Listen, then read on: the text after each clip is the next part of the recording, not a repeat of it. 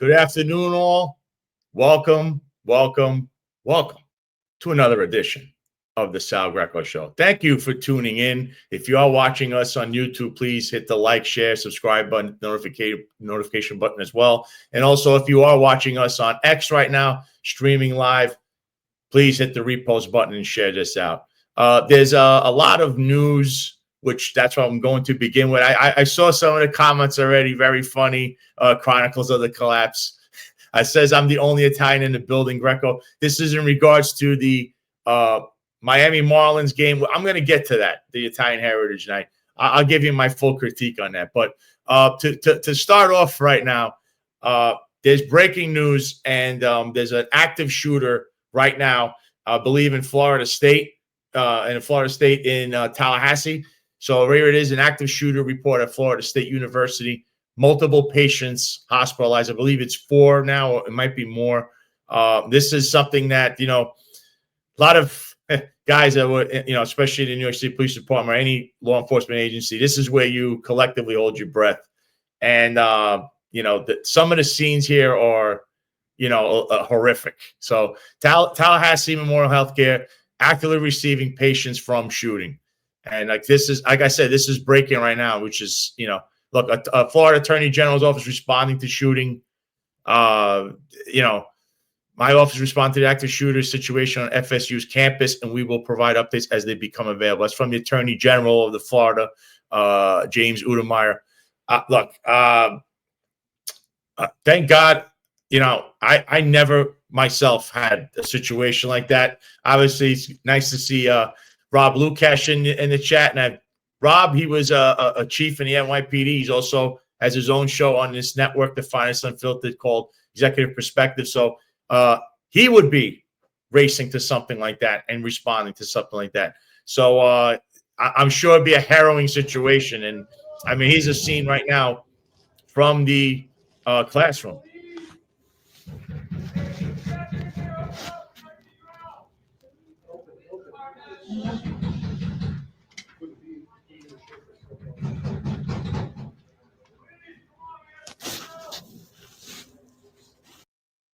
So as you can see, people are terrified in a situation like that.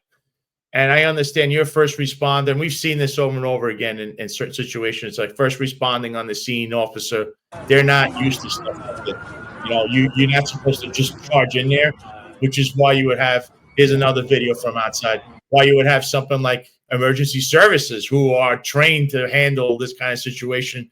They take the lead, but obviously you have to set up a perimeter, and you have to be very careful. Sometimes you have no choice but to go in there, because the situation calls for that. But normally I wouldn't say you should be doing that. I really hope they get this under wraps. It appears that there is another one. Students on campus agreed to continue sheltering in place. Everyone on campus at FSU is asked to continue to shelter in place as law enforcement work to clear rooms in response to the shooting, according to the latest university alert. And it also appears that there's been an arrest made. So again, I don't know. We don't know yet how many shooters are there, but at least someone is in custody. So that's a good thing. But this is probably going to traumatize these kids that go to the school. My heart goes out to them, and this is something that I think in this country, I wouldn't say it's prevalent, but I'm saying in the last decade or so, you see too much of this stuff. At least in Florida, law enforcement here is very good. Not to say it's the greatest. I'm not saying it's the greatest police departments, but they're very good. And here, the laws favor law enforcement, doesn't favor the criminal. So you're probably going to see long jail sentences for these people involved. And hopefully they all get caught and you find out exactly who's behind all of this. And again, my heart goes out to them. Here's Rob Lukash right here. So true. Very chaotic scene. Truthfully scary for cops and victims. Turned into a long job looking for additional perps. That's exactly what I'm talking about. And Rob could attest to this because remember, he'd be the first guy showing up to this scene and all his people. And shout out to ESU and the NYPD, who have always done an excellent job. I know a lot of cops talk about them behind the scenes. It's not that they don't do anything. They're the best trained. They train like Basically, they train. Some of them train like they're in the Marines. Some of them are Marines. And you need that because that's what you want responding to a situation like that. So a shout out there to also the Florida, I believe, I don't know if it's the Tallahassee police or who's responding there, but they're going to get that scene secure. And I'm really praying for the victims there. And hopefully all these kids that are going to be traumatized for a while. So another one of these active shooters. I don't know what to say. I hope this trend needs to stop. One shooting is already one too many. So segueing on to New York, talking about the governor's race. So as you know, in New York next year, Kathy Hochul is going to be up for a re-election, and the Republicans are trying to vie for a candidate for this race because for the first time in a long time, New York State probably is in play. The last election, as you know, Kathy Hochul won by about 5 or 6 percentage points ahead of Lee Zeldin, who is now in the Trump cabinet as we speak. So we just learned the other day that Elise Stefanik, who is the congresswoman in charge of the 21st district, she is throwing her hat in the race. And here it is. Elise Stefanik, who represents a district in upstate New York, made headlines just a few weeks ago after Trump withdrew a nomination to serve as the U.S. ambassador to the United Nations for tactical voting reasons in Congress. Stefanik remained MAGA. Yeah, she's a staunch Trump supporter. But already running in this race was Mike Lawler. So, and here is the district that she represents. And Mike Lawler represents the 17th district from Pearl River. And the 17th district, it involves Putnam County, Rockland County, Westchester, Northern Westchester County. So he's from another part of the state. She's from upstate. You notice how now there's all this bickering and infighting in the Republican Party. And I don't know if Mike Lawler's, I don't know what you want to call him, a Trump ally, but Stefanik is definitely close and would definitely get the endorsement of the White House, which is going to be important in a race like that. And I believe her policies, and also she's a female running against another female, that would make for a real barn burner of a race. And remember, it's going to be really close because, as we know, New York State is full of low information voters. Therefore, it's going to be it's always an uphill battle for anyone that's common sense to try to win office in New York State. So we're going to see how that rolls. I hope this doesn't get too ugly, or maybe Lawler backs down, because I think at least Stefanik would be a better candidate to win office in New York State as a governor. So I hope that they talk behind the scenes, because this is why she had to remain as the congresswoman to begin with, because the Republican Party absolutely dropped the ball in the 21st district. So they had to pull her from going to the UN, and now, they had to scramble to do this. This is all because the Republican Party in New York State is it's one party there. These guys, like I said, they live in their own little bubbles, and that's a recurring theme in New York. And we're actually seeing that in the mayoral race, which I'll get to in a little bit. But here, I have breaking news here again. And, on this show and on this network, we do a lot of exposés. So my friend, Jason Goodman, who's part of Crowdsource the Truth, and you can say what you want about him. I know people like to say he's a conspiracy theorist, but in every conspiracy, and some of them, if you throw enough around, you're going to find out that the truth sometimes lies behind what you believe and say in the beginning is a conspiracy. So he found out some stuff about a former DOJ prosecutor, a prominent one, especially in New York City, and used to be in the Southern District of New York, Andrew Weissman. Now, I remember Andrew Weissman. Andrew Weissman is the architect of the Mueller indictments. If you remember years ago, that was a complete waste of money, this Russia thing. So I'm going to go over this thread one by one, because this is just as big as some of the other stuff we've been seeing in the news. It's very important. So here it says, breaking: former Mueller prosecutor and criminal lawfare practitioner Andrew Weissman bought $7.5 million in New York City real estate from a longtime Jeffrey Epstein co-investor just days before the bank funding the deal collapsed. This is not a conspiracy theory. It's documented below, and we'll go over this because it's very important. So the next post, meet Dandy Andy's pal Leonard Toberoff, New York City real estate attorney, activist investor, business partner of Jeffrey Epstein in the 1980s, named in Florida State Attorney's Palm Beach Epstein files, allegedly helped Epstein launder money from Town Financial per Stephen Hoffenberg. Nice, what a great-looking guy. In 1988, this is a further post. In 1988, Toberoff, Epstein, and Niederlander co-invested in Riddle Sports. Epstein lied about the source of funds. The $1.6 million investment included funds Hoffenberg later said were stolen from investors. Hoffenberg testified the money came from his $460 million Ponzi scheme. Toberoff didn't seem to care. Next post, it's getting more interesting. In 1986, Toberoff brought Epstein into a takeover bid from Penwalt Corp. Again, Hoffenberg said Epstein was using stolen money. Epstein later admitted under oath that he lied about how much of the cash was his. Fast forward to April 2023. Andrew Weissman, former head of DOJ's Enron task force and Mueller's Donald Trump impeachment bulldog, buys 2 condos from Leonard and Joy Toberoff. Total $7.5 million. Location Northmore Street, Tribeca. Financing $1 million mortgage from First Republic Bank. I remember this in the news, this little condo. But here's the catch. Get ready for the kaboom. Weissman's mortgage is dated April 26, 2023. And it's right there in this document. You can see it's highlighted.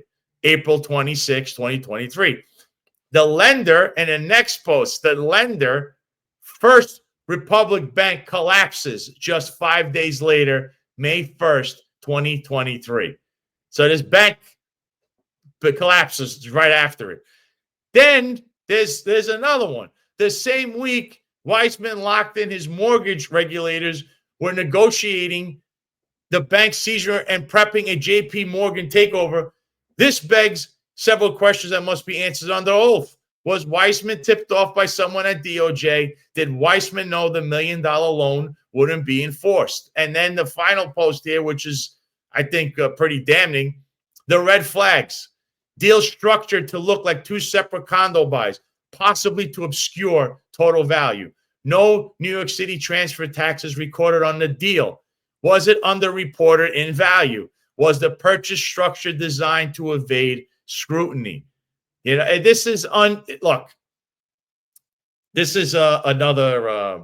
I say it's another moment where you need to take a step back. You got to realize how important this guy was. Not only in the Mueller thing, he's been a guy that he has his own show. This guy, Andrew Weissman, seems to always almost like a talking head. He's like the main point of that DOJ, especially under Biden and even under the first Trump presidency. But the way he handled the Mueller stuff, and let me tell you, not to go too much into this because he's not on the show today, but when Roger Stone, my friend Roger, when he got indicted, and you remember those 29 guys showing up to the house, the guy that orchestrated that on the meta tags of the paperwork for that, which of course the indictment was sealed. It shouldn't even have been in the hands of CNN, but it was prior to the court even being open.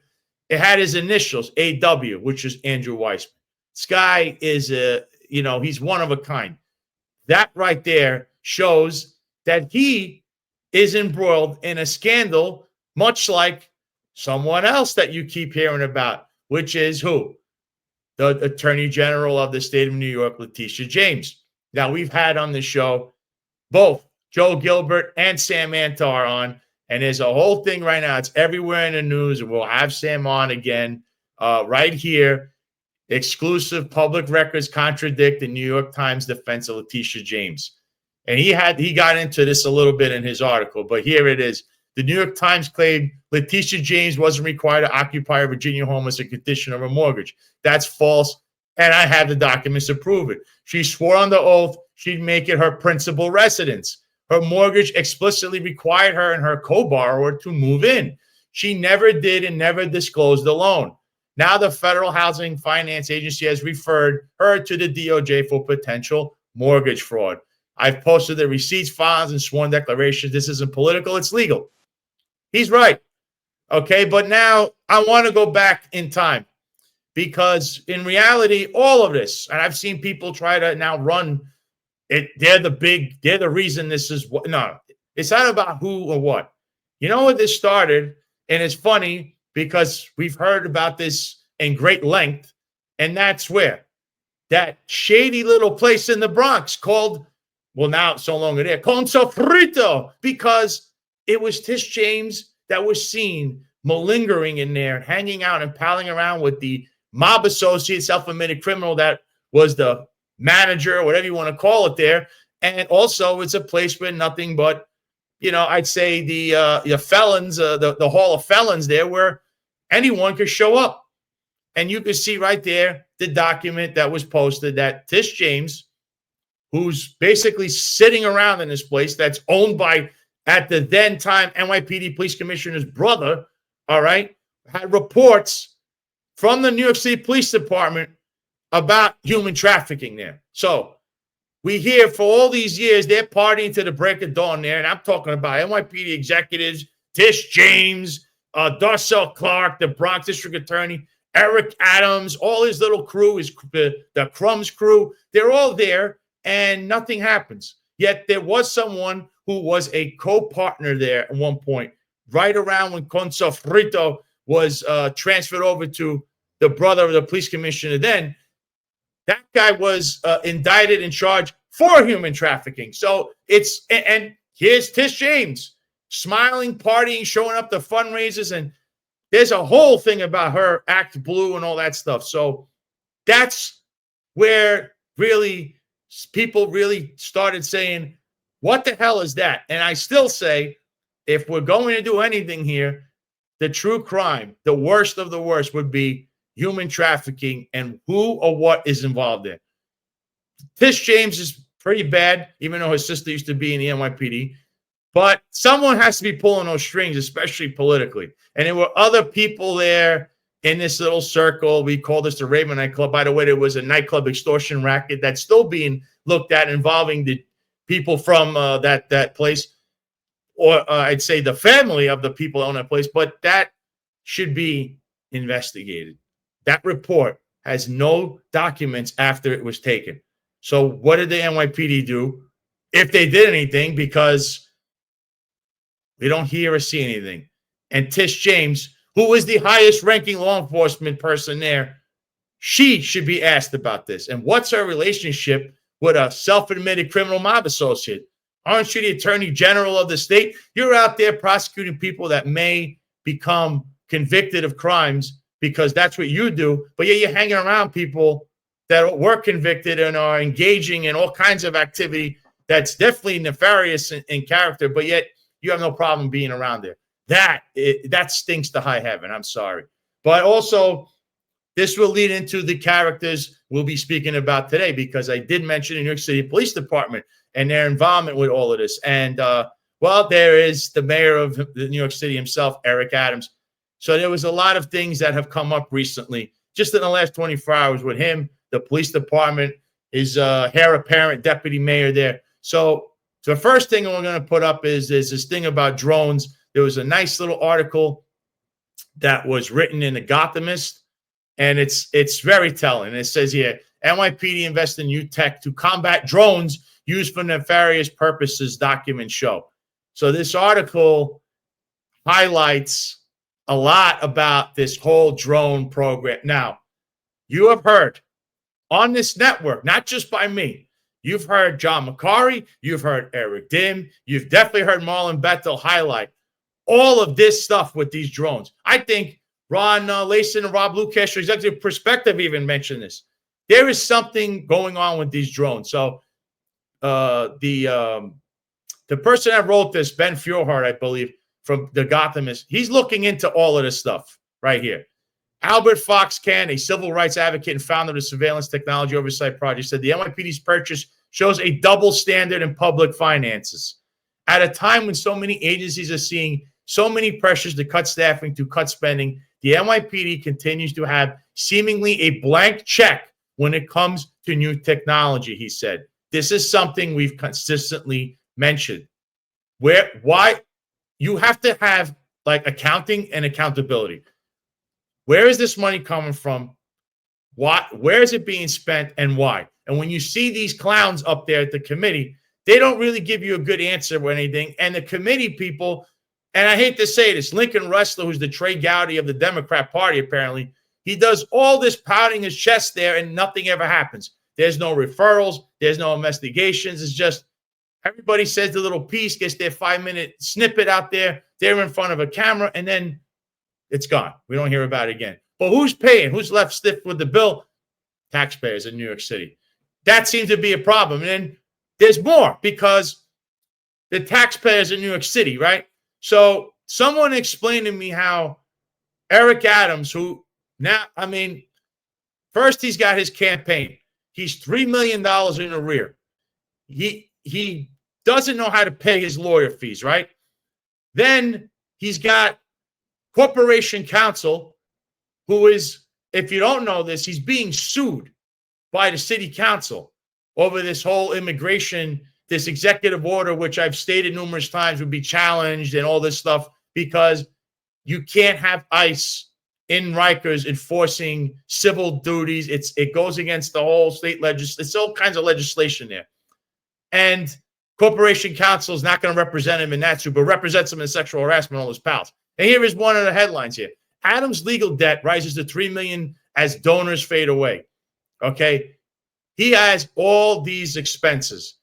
Corporation counsel somehow won't defend him in this manner because he's the mayor, represents the city, because city council's suing over this. But they're saying there's a conflict. But there's no conflict when you sexually assault somebody as a police officer and, well, we going to represent him because he's the mayor. Or Crumps, the Tim Pearsons of the world. Yeah, we're going to represent him too. Oh, Jeffrey Madry. Yeah, we're going to represent him too. Oh, Eddie Caban, we're going to represent. But they're all violating that very rule. So why is Corporation Counsel representing all of those people, but not representing in a simple matter, saying it's a conflict? That one is truly bizarre. And of course, who's going to end up paying for it? The taxpayers, right? And that seems to be the issue. Also, Eric had a lot to say about the New York Times. He's saying they're picking on me and stuff. And really, you're watching a guy in the finals stages of his, we'll say his regime coming down, burning down. So while this is all going on, of course, there's a lot going on in the New York City Police Department. I figured to bring on our guest today who is well-versed in the world of Eric Adams and the New York City Police Department, because he's a retired deputy commissioner himself, and he made it all the way through the ranks.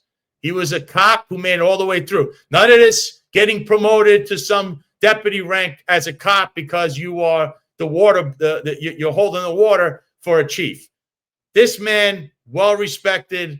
I respect him a lot. So do many others that are retired. And truly, he's someone that I believe, if he wanted to, would have a future either politically or maybe at the highest position of the New York City Police Department. And that's the one and only Bill Chapman.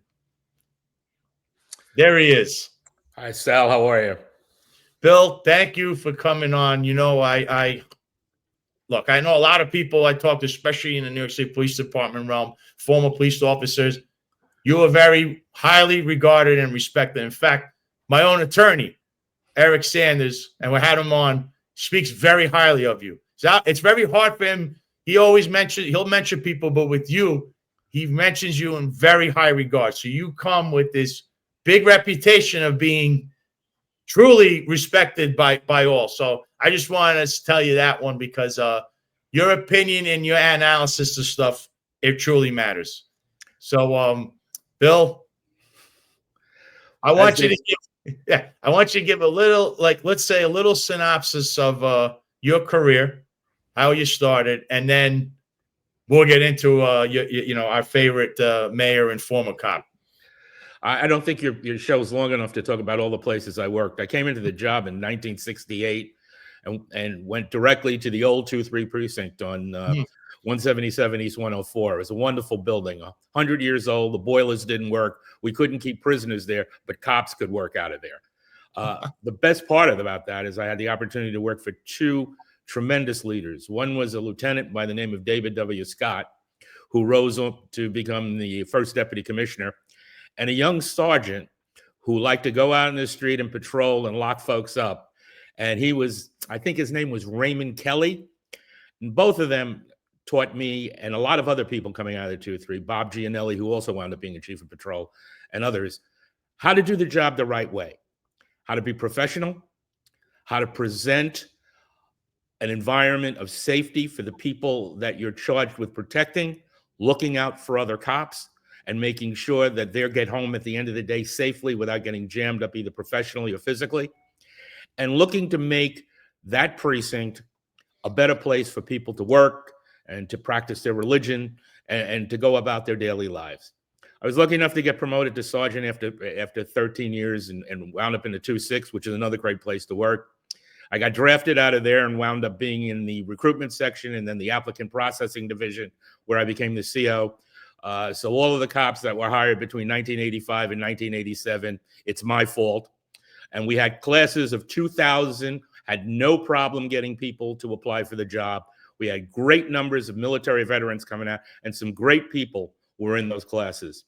In 1988, I wound up as the captain, as the XO in the police commissioner's office, worked a year there for Commissioner Ben Ward. And then I went back out into the field. I was the CO of the 8-1, the CO of the 113. As an inspector, at that time we had divisions. I was the CO of the 12th Division in Brooklyn South, which was the 6-3, 6-7, 6-9, and 7-1 precincts. Got promoted to deputy chief. I was the XO in Queens. It was one borough then. We didn't need two boroughs, and worked for a terrific guy by the name of Bob Burke, who taught me the job well. And as a result, got promoted to be the CO of Manhattan North. And after tenure there, I was lucky enough, with the help of some great officials in the Giuliani administration, Randy Mastro and Rudy Washington, to become the chief of patrol. And I served there for 3.5 years, probably at that time the longest serving chief of patrol in the history of the job, but many have surpassed that since then. And I was very fortunate because we were at maximum strength, and I had 21,000 police officers. So we could go out and do broken windows, we could do prevention, which is really the hallmark of policing, because you don't want people to be victimized. And we lowered crime and others took the credit, but it was fine. I had some of the greatest cops work for me and detectives. They were outstanding, and their achievements really weren't recognized because of the fact after 9/11, the department started to attrit for budgetary reasons. I was gone. I was already out as a DOT commissioner and then the chief of Bridgeport. And then 2007, Ray Kelly, who might have been my sergeant at one time, who might have been a great PC when I worked for him, asked me to come back as a deputy commissioner of training to hopefully get some of the younger cops to understand how to do policing the right way, the way we had done it traditionally, and to put a better quality of officer out so that they could better serve the city. At that time, Bob Gianelli, who was also a cop with me in the 2-3, was the chief of patrol. And Bob came into my office one day and pounded his hands on the desk, and he says, "I can't believe it. You had an unfair advantage. You had 21,000 cops. I have 13,000. There is no way you can do the same amount of successful policing with 13,000 cops that you could with 21,000. And it was unfortunate that the people who were out on patrol and the detectives who supported them were paying a price for their success, because as they were succeeding in bringing down crime, the mayoral administration said, "Oh, well, you can do with less cops because you're successful." And now you're in the mess that you're in now, because for 8 years you had a guy who defunded the cops and hated the cops and said all kinds of bad things. I think his name was DiMaggio. I don't know what happened with the low information voters in New York who selected him. I thought he was the worst mayor of my time, and I worked through 6 mayoral administrations. And then he was succeeded by somebody who was even worse and had less of an excuse. De Blasio was not a cop. Eric Adams was a cop. He passed 3 promotional exams to become captain. And the people of the city of New York, whether you go to Staten Island, whether you go to Harlem, whether you go to the Bronx, want one thing. They want police protection. And he got elected mayor because they believe in the police department, and they believe that a police captain is someone who is competent and will protect them. They got fooled, because the first thing he did, if you're a police captain and you're that savvy, why do you need a deputy mayor for public safety? You know it all. Yeah. The last time we had a deputy mayor for public safety was under Dave Dinkins, specifically for the Mullen Commission and nothing else, to investigate corruption. And not only do you need a deputy mayor for public safety, but you need a special advisor, Tim Pearson. And I don't know what Tim Pearson could advise anybody in, because I find it difficult to find anyone who can say anything that he contributed positively to the advancement of the NYPD. And then you go even further with the arrogance and say, hey, nobody can protect me like my brother. Well, the protection of the mayor belongs to the responsibility of the NYPD and the intelligence division. You don't hire a private contractor like your brother, pay him $250,000 and say, he's the only one that can protect me. So if you add the salaries of the three wonderful advisors, you got $750,000. Imagine how many police officers you could hire with that money and put them on the street so they can actually protect the men and the women of the city of New York as they're supposed to do. So I've watched Eric's illustrious career. I understand, he's dyslexic. He had, he was going to be evicted. He was a poor guy. When when he wasn't traveling to the moon as an astronaut, he was, he's a squeegee person, and he got beaten up in the basement of the 103 precinct, which is almost an impossibility because there's no room in the basement of the 103 precinct. But people elected him because they have faith in the police, and he betrayed that faith very clearly. I cannot think, Ed Koch had a lot of people around him who got indicted and were involved in criminal activity. No one has had the number of people who have fallen under suspicion and investigation as this mayor has. And it's sort of, he's running between the raindrops, hoping not to get wet. And it's not working. With any luck, the voters of the city of New York will wake up and he will be a one-term mayor. And hopefully when we're going from the frying pan into the fire, but clearly the city has not advanced under his leadership. And if anything, the amount of money the taxpayers have had to pay for lawsuits, salaries for people who clearly weren't worthy, and I haven't even gotten into the new deputy mayor for public safety, who never passed the promotional exam, was never in charge of anything, and now is magically an expert in droning, which worries me because drones are as advantageous as cameras in trains. They take pictures when crimes occur. The purpose of law enforcement, and hopefully they're listening in City Hall, is to protect people and to prevent crime. So the drones are wonderful for spotting things, but they don't protect people. They're not coming to anybody's aid.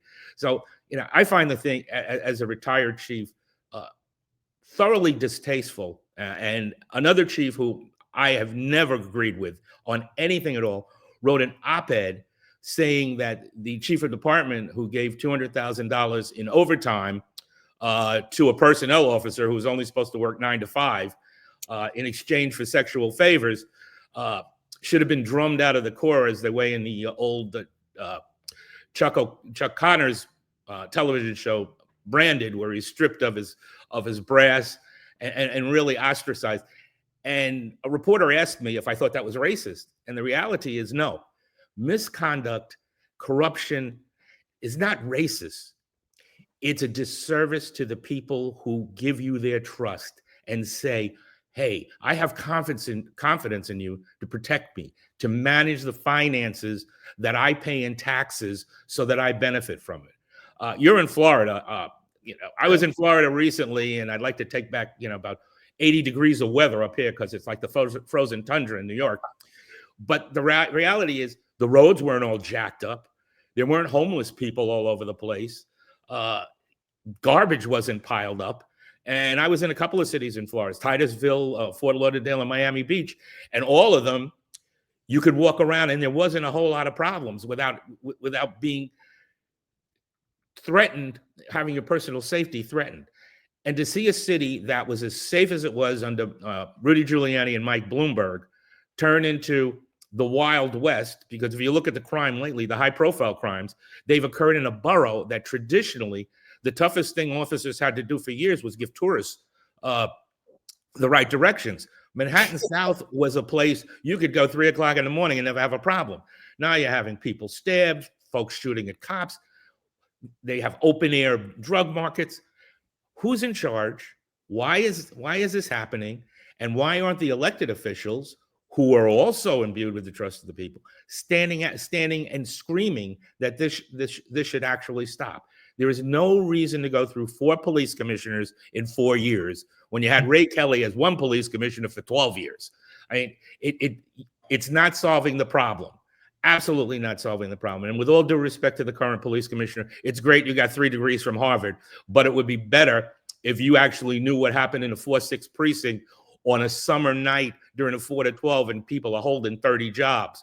That's what you need to know about, and manage the department in a way that appreciates, respects the cops who are out on patrol, and make sure that they have the resources and the salary and the benefits necessary to accomplish that mission.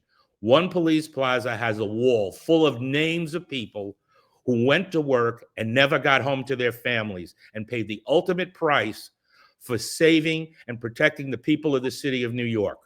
Their memory should be honored with competent policing and leadership worthy to motivate and ensure that those police officers who are out on patrol and the detectives who follow up and do the investigations of the crimes that occur get the protection and the support that they need, not just in words, but in deeds. Yeah. I remember walking through that hallway and where the wall is there. And I remember one plaque in particular, a lot of us would stop at it. That's Jack Maples' plaque. And, he was the brainchild behind what was Broken Windows and what ended up becoming that, with everything, how the police department used it. Of course, it got, there's all these different things you can say about how that got carried away, I guess, or they didn't use the precision policing of the early 90s, mid 90s. But now you were the deputy commissioner training. So what's the difference back then to now, especially how they train people? Because in order to pull off what would be broken windows, you have to train cops the right way. You have to be allowed to do certain things. Now, your era, my era is different than the era of today, as you could tell, because I don't know if these guys can do what they used to do back in the day. They don't even comprehend things. I mean, Bill, we've seen some disturbing videos of, I had one recently. I remember this lieutenant basically, and he's one of John Shell's cronies, punched a guy in the face with a gun and then kicked him on the ground. And he didn't get suspended. In fact, he's still in this CRT, Q team, whatever they call it. And we played that video. So, Bill, what's the difference between then and now? How would you handle it if you were there now with training? Because some of this stuff is terrifying. Well, it was interesting. One of my biggest gripes when I took over training was a lot of the people in the police academy went out on patrol for 15 minutes, ran into the academy, and stayed there the rest of their careers. There was a concern. Bob Gianelli brought to me the fact that they were having a lot of their summonses thrown out because they were prepared inappropriately. Would I do some additional training of the recruits in terms of preparing summonses? So I brought the instructors in, and I said, well, how do you teach officers how to write summonses? Do you do mock training and have them make out summonses for alleged violations to see how they do? And the instructor looked me straight in the face and said, no, we show them video. So I said, how long were you on patrol? And how many summonses did you issue? And it really turned my stomach, because I remember the days when I came in and all of those instructors were seasoned veterans. They were people who had been out on patrol and knew the job. And when I got promoted to captain and went to the captain's training course, they made sure they taught you how to speak to the press, how to handle all of those things that are important in the captain's rank, handle shootings and things like that. These kids basically got taught, hey, if you got a problem, call the sergeant. Well, in my day, you didn't call a sergeant. And you didn't speak to the lieutenant when you walked in the station house until the lieutenant acknowledged your presence. There was much more of a discipline then. But I think we've also faced with the fact that society has changed. I listen to the way some of the recruits talk to each other, And I said, gee, if that's the way they talk to each other, imagine how they're going to talk to the public. You can't train decency. You can't train manners. And if you came into the academy with a bad attitude and preconceived notions and biases, chances are we're not going to socialize you out of them, which means we failed in some respects to these young people. And we're going to burn the disciplinary process because they're going to get in trouble. You know, one chief said to me, you know, when an officer didn't salute him, the officer said to him, hey, you should salute me. I'm out here doing the job. You're sitting in your office. I said, okay. How are you going to handle that? There was a time, if you said the wrong thing, you did highway therapy. Or you wouldn't even think, better than that, you wouldn't think to say the wrong thing because you were proud of the uniform you wore. You were proud of the tradition of the department. And, you know, you didn't come in with 15 different hairdos and 6 color hair and not wear your hat. You know, one of the things that Ray Kelly said as a young sergeant, when he'd show up to a scene of a shooting and all of us would run around without our hats, he'd say, hey, you know what?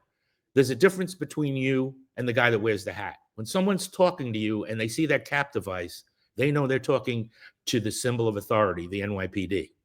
When they don't see that, they see, I'm just talking to another guy. And that changes the dynamic, the command presence. So there are a lot of things that have changed and need to be improved. The weight standards. I mean, we've got some very corpulent police officers running around. You know, if they can't protect themselves, how are they going to protect the public? I made a huge issue out of the fact that one of the former members of the department wanted to increase the amount of time for the mile run. Well, you know what? The standards have been lowered and lessened and made it easier over the years to get more people in. I think that's wrong. I think you raise the standards. You want the best quality people you can find to be police officers. It's not a civil right to be a police officer. It's a privilege and an honor. And if you can't meet that standard, you know, then you shouldn't be there. You know, no one tells the Marines, hey, you know what? Bill Chapman's a nice guy, but he can't walk, he can't run, he can't shoot. We're going to let him in anyway because we need bodies. You don't do that. Police officers are responsible for life and death, and you have to make sure that those people that you give that responsibility to are the type of people that you would trust and you would call anytime there's a problem. When people get in trouble, they call the cops. When cops get in trouble, we call ESU because they're the best. You know, what you're saying, I wish this is why I think someone like you should be in charge because that's what's missing. That's the hiring standards, Bill. We look at it. I mean, you could see, and also they're ill-equipped, Bill. These people on top, and you mentioned them, this deputy, he was the deputy commissioner, the chief of department today, the mayor, they're very self-impressed people, Bill. They're always on social media. They want to be superstars. They want to be movie stars. But then what about the troops? What about the actual police department? Because that's what they're just letting and then they hook up all their friends. I mean, look right here. NYPD lowers academic credit requirement for new recruits. Bring back training run. I mean, now you only need 24 credits. I don't know if this is good or bad, but it seems like what you just said. They want to lower it so they can hire more people. Instead, that now you're going to lose the quality of person you're going to hire. And potentially you might end up with a Cash Daughtry going all the way to the top. Well, that in itself is a crime because the reality is I had a very good friend for many years in the department, and he never rose above detective, and he didn't get $200,000 of overtime. And yeah, I was a godfather to his kid. And there's a difference between what you do on the job and what you do personally. You bring your friends close and you love them, but you don't reward them with positions that they're not qualified for. Number one. Number two, when you look at leadership, you know, I looked up to David W. Scott. That was a guy who he made a command presence when he walked in the room. When he spoke, you knew he knew the job. The same thing with Ray Kelly. We've got folks now that didn't learn from people like that. And as a result, they're more interested in, you know, what's the next job? Am I going to be a commentator on Fox News or elsewhere? Or that's not it. The reward is being a member of the NYPD, having the honor of being a chief, because it's, again, that's not a civil right, and doing the right thing by the men and women who are in the trenches. The cops who are in the precincts and the PSAs and the transit districts, they're the backbone of this city. They never get told thank you. There are photo ops. I'm sure the cops who cleaned up Roosevelt Avenue weren't in the photo op when the elected official and his appointee went there to get their ears pierced or whatever the hell it was they did. One of the things I learned as a cop, we had a CO just before I got promoted to sergeant, Jack Murphy, and Murphy used to come out on the 4 to 12 and read the things that the cops had done on the platoon before and say thank you. Hey, you picked up 15 jobs. We didn't go into backlog. You made a nice robbery column. Police officers want to know that they're appreciated because they're certainly not paid appropriately. They're not paid what they're worth, never have been, and probably never will be. The benefits when you retire, you better hope to hell that there are benefits left, because they're bargained away by people like the current mayor who really aren't interested in the fact that you served your adult life in the police department, have an expectation of health care when you retire. We are at a crisis point in New York City, and it has to be turned around in the sense of people have to realize that we need quality police, but more importantly, we need quality leaders to ensure that those police officers are deployed appropriately, that you're not putting 86 people in DCPI, a unit that only needed 18 people. It's just insane. It's great to have a critical response unit, but that's not the point of the job. The job is prevention. Take those critical response people, put them out on posts where they're visible, and maybe you won't have the crimes that require the critical response unit afterwards. Make sure that you don't have all these specialized units who do part-time work. There is a certain amount of expertise required in the job. The bomb squad's necessary, ESU, but some of these other make-believe units that have been created for political expedience really don't serve citizens. And if you listen to them, no matter what their color, no matter what the economic strata, they will tell you the same thing. We want our police to be effective, and we want them to be out there.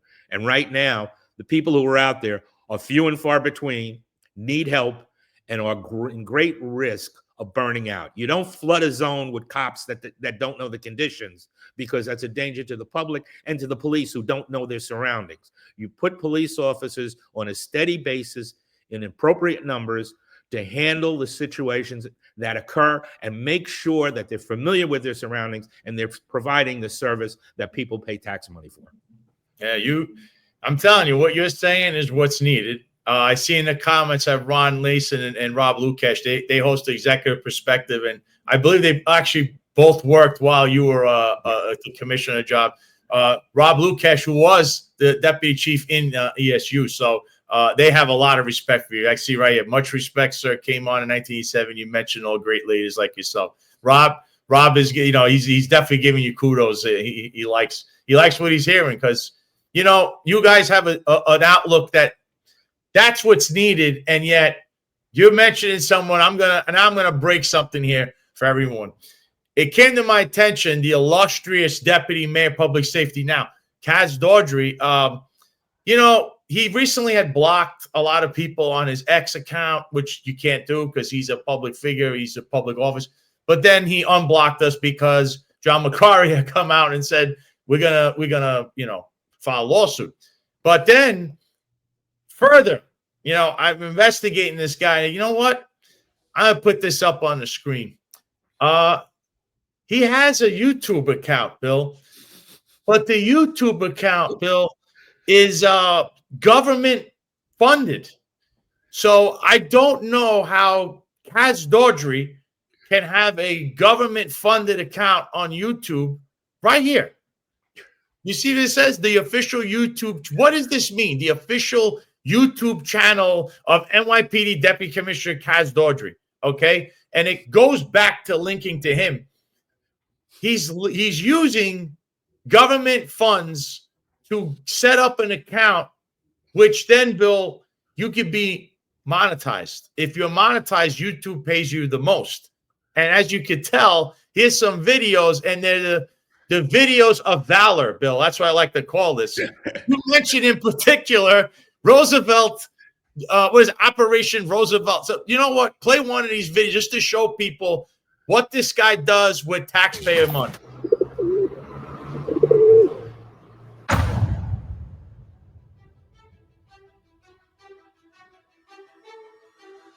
For the next 60 days, we're going to be focusing on Roosevelt Avenue. But we get a lot of complaints from the residents, business districts, just the everyday New Yorkers that are constantly complaining about the quality of life on Roosevelt Avenue. It has deteriorated, they said, and it's getting worse and worse and worse and worse. And yes, I have been out here in the middle of the night sometimes. I know the chief has been here, and you can see, especially with the broth.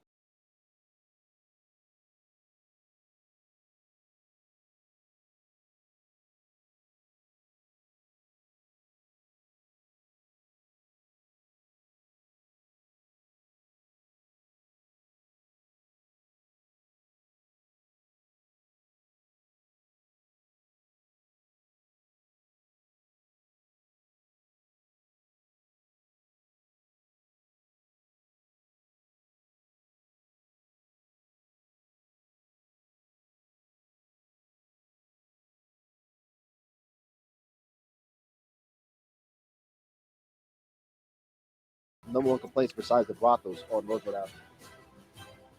The police department's going to take care of all the things on the outside for the next 60 days. Vending, scooters, dirt bikes, ghost cars, buildings. If you can focus your attention on Roosevelt Avenue, fire marshals, if we get into one of these locations, if you can go in there and do an inspection on one of these brothels, and if we can close them down, the ultimate goal is to shut them down.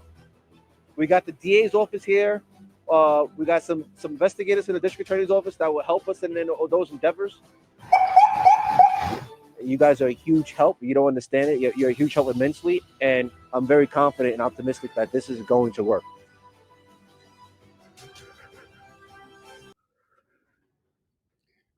Okay. Let me. I'm going to try to control myself now because I'm an old man and I don't want to have a stroke.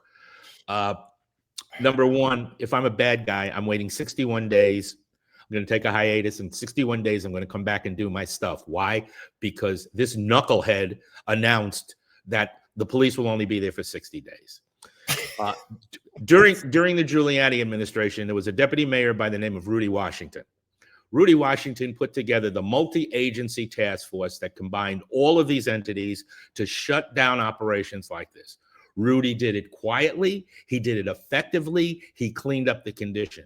What you're seeing now is benign neglect through the DiMaggio years and the first 3 years of the Adams administration. And now all of a sudden, because the people are incensed, now they're going to make a big show of it. If they had left a police presence, minimum number of officers doing patrol there during 4 to 12 and into the late tours, that condition would not exist. This is just the result of bad management. And now to clean it up, we're going to have a photo op. I find it terribly embarrassing to have a detective come out and have a borough commander being led around like they're a puppy on a leash. That's one. Number two, where are you engaging the police officers? What instructions do they have? Why don't you have a borough task force? Oh, I forgot. They took away the borough task force. Yep. Because another bright management decision.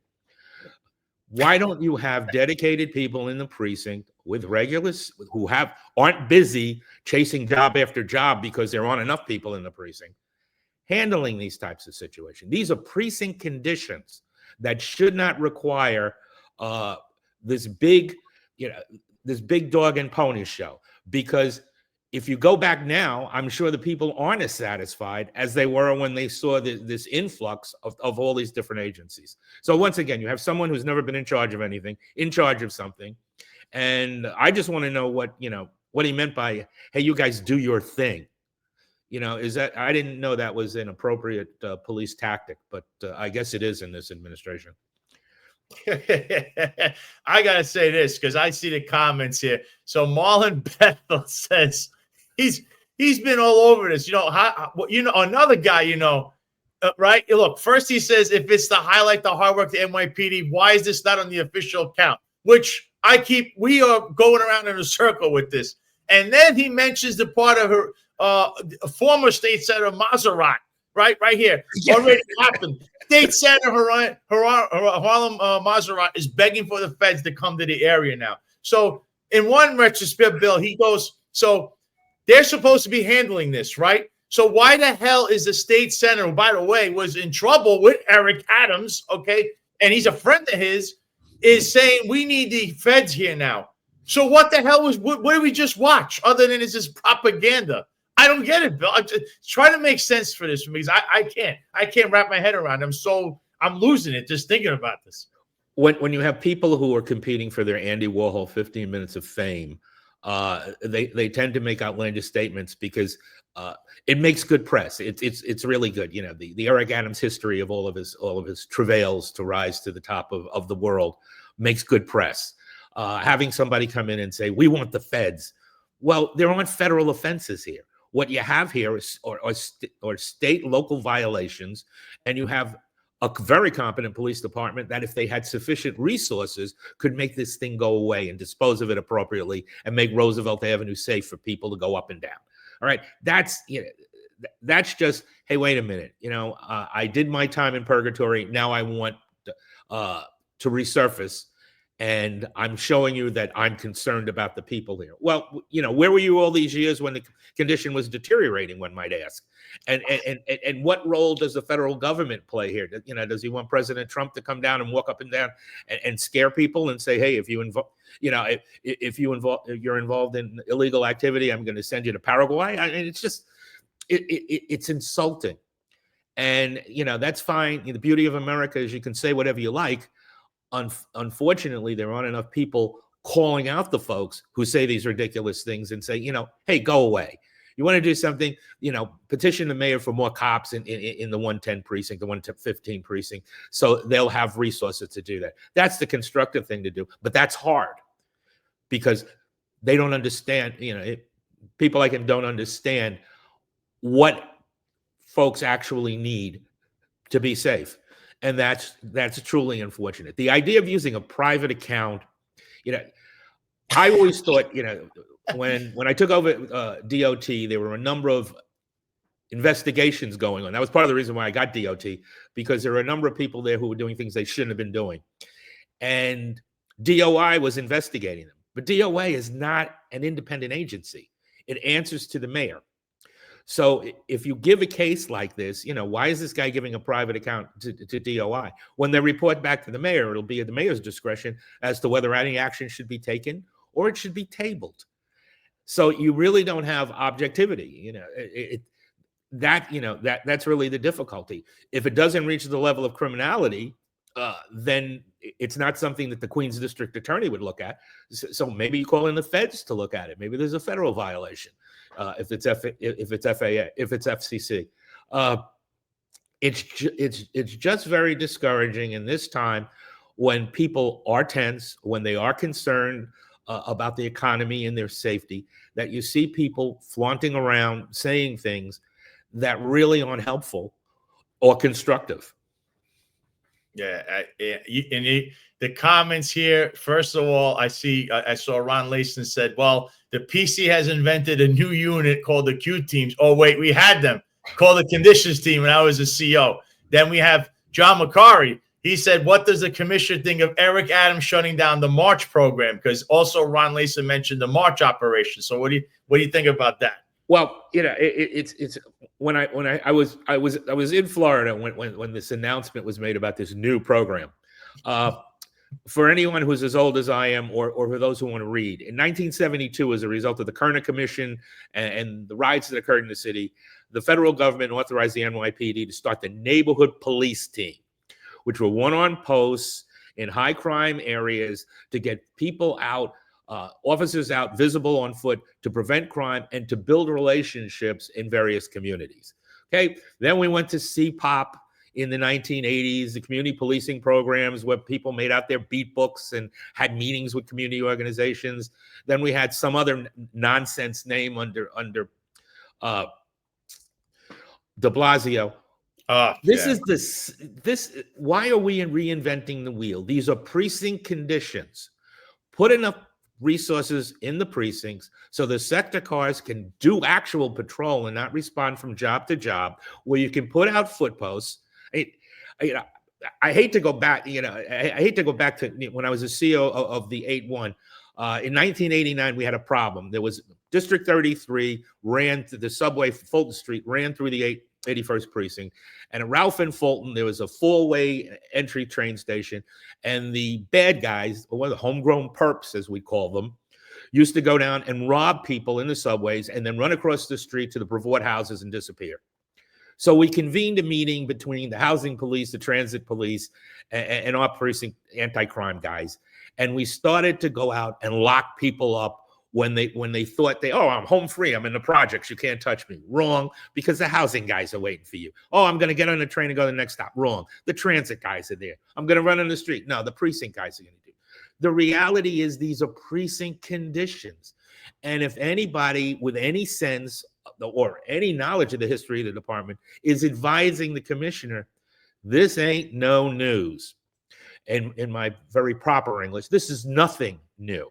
You're reinventing the wheel. You're taking resources away from patrol, and that doesn't do it. Put the officers who know the precinct best in steady sectors and steady posts where they're not running from job to job, and they can look at these conditions and make them disappear. Because all of that stuff is sector work. And perhaps, none of our executives have worked in sectors or in radio cars and might not know. Maybe they were too busy getting gas for the chief. Or partying all the time. That's the other caveat to the whole thing.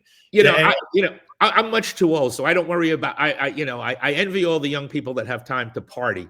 But by the same token, your first call is to be a member of this department and to do the job of a police officer. It's not a convenience. It's not something so when you get stopped for speeding, you can show the shield and walk away.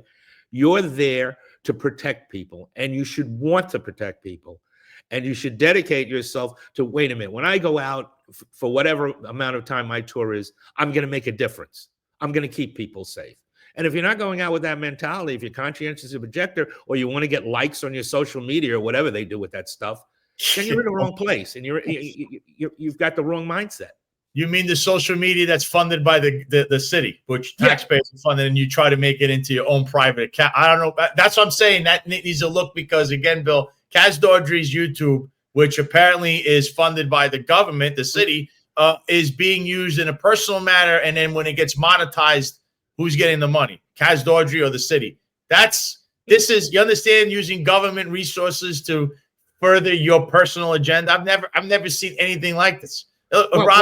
You mentioned it earlier in the show about using government resources. There was $350,000 worth of taxpayer money to pay for Timmy Pearson's sins in assaulting the 2 security officers. I don't, instead of being concerned and wanting police officers to write down and make a report on every interaction they have with the public, which was something ridiculous that the city council dreamt up. Why don't you look to see why we're spending taxpayer money for people who have made mistakes outside of the scope of their employment? Sexual harassment is not part of the job description anywhere. Assaulting people is not part of the job description. So those are the things that should be challenged, and taxpayers shouldn't be held responsible for bad decisions that put bad people in places they don't belong, and the havoc that they create because they're not fit to be in those positions. Yeah, I've never seen anything like this in my time when I'm in the NYPD. I haven't seen anything like that till recently. Even politically, I've never seen anything or anybody like this guy, and particularly Kaz Dordry, and how him and everyone around him seem to want to use taxpayer money to further their personal, whatever it is. I don't know if they want to become podcasters, or they want to, I don't know. They're constantly in front of a camera. They want to be seen, and they put money into that too. Because recently also, I haven't touched up on this, but another the deputy commissioner of public information, a former deputy commissioner, Tariq Shepard, he's running for the hills now. I don't know if you know that one, Bill. He ran for the hills. He put in his papers, right? Now, here's the thing with this guy. I believe he's running for the hills because you know that there's a big criminal case. His former cop, someone that 2 years on had no business being in his unit, decided to go get out of his car, shoot someone in their car, leave them there, go home, and go to work in the morning like nothing ever happened. Okay, that and there's information on that case that Tariq Shepard and him were exchanging text messages. There's another supervisor. Nobody, they knew he had a drinking problem. They went to the department, I guess the shrink, the department had him analyzed. There's all kinds of red flags, and they just said, don't worry. Hey, I believe it was there picturing or filming the infamous flag, like the Hiroshima moment when they were raising the flag in front of the Columbia University. This is all under Tariq Shepard, who then put his hands on Tom Donlin.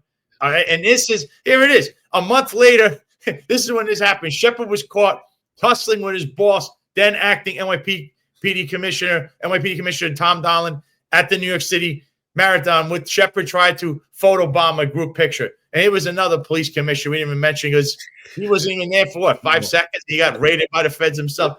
What do you think, Bill? This is unbelievable with these guys.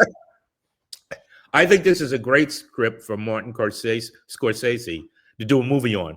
Crumbs. Let's give it a name. Crumbs by John McCall. Not even Shipper Fools. It's it's like holsters without brains or something. This kind of inappropriate conduct shows that people are not fit to be in those positions. As bad as the Knapp Commission was, you never saw that kind of nonsense. The same thing with the morgue boys. You didn't see that. With the Dirty 30 in the 30th precinct, you didn't see this. This is a total breakdown. To quote former Mayor Rudy Giuliani, the fish stinks from the head. And if this kind of conduct had happened during Mike Bloomberg, both of those guys would be looking for jobs. That, or perhaps he wouldn't have selected them in the first place, more than likely. You cannot send these kinds of messages to the public, because if you can't trust the police, who are the real bastion of security in this society, who can you trust? You know what? Marlon just asked a great question, Bill. Could you imagine someone pushing around Ray Kelly and still keeping their job and discretionary promotion? Not in this lifetime. No, absolutely not. I remember when Ray Kelly came into police headquarters one day and found a guy sleeping in the booth. I think he's still walking a foot post in Antarctica, and that was probably about 20 years ago. You don't, if you don't have respect for this uniform or for this department, you shouldn't be part of it. That's all there is to it. You have options, go teach school, go collect garbage, do something else. But don't come into this department and create the image that made at the marathon was disgraceful. People can't remember who won the race, but they remember those two clowns fighting in public. That's not appropriate. There have been chiefs that had disagreements. I've worked with folks who hated one another, but you wouldn't know it when they went out in public, because their demeanor was always professional. What they did behind the scenes was a whole different ballgame. But when they came out, they made sure they represented the department as executives who were worthy of that position. And, I remember also that same weekend, the police academy was spray painted. I remember getting that. And I put that out, and people said, oh, you must be, Sal's pulling a rib. You and John McCarry are, no, me and John McCarry were telling the truth. And that there was that, and then there was followed by this. And this entire administration has been like a slow motion train wreck since it started. Recently too, there were two cops that were they were shaking down a brothel or a prostitute, right? About the nightclub extortion racket, because that started up there with their buddies in the Bronx. Everywhere we look, Bill. What do you see? What is the problem here? Because you mentioned Tim, and you had Tim Pearson around you back in the day. You had Phil Banks around you, and you had Eric Adams. What's with this Crumbs crew, and how is this? I've never seen anything like this. It's like everywhere you look, something corrupt. It's every 5 seconds with these people. Well, what I would like to say the inmates are running the asylum, but that would be an insult to inmates. Mhm. The reality simply is the voters made a bad choice. They elected someone who is flawed. He's surrounded himself with people who are equally flawed. Tim Pearson never should have been promoted above the rank of captain. Never mind, there was a consideration of him being a chief, and that was quickly vetoed by Ray Kelly. Phil Banks worked for me as a cop and did a great job. His father worked for me as a lieutenant. I don't understand how he reached this level of chief of department and got corrupted by 2 grifters. And being an unindicted co-conspirator, manages to still get a job as deputy commissioner of public safety. I wouldn't have given Tim Pearson a job of collecting leaves in the park. But Adams not only gives these folks jobs, he defends them when their culpability in bad acts is exposed. So I think that says something about the mentality there. But if you look at all the changes that have occurred during the 3 years here, he's the last man standing. Adams is the last man standing. All of these folks have shown they've had dirty hands, and they've been exposed accordingly. His only saving grace might be that he brought Randy Mastro back, who actually knows how to run things and was an excellent deputy mayor during his time, who might save him, at least from making further mistakes. But when you surround yourself with people, as Adams does, you're really basically saying, hey, we can do whatever we want. Why? Because we're in charge.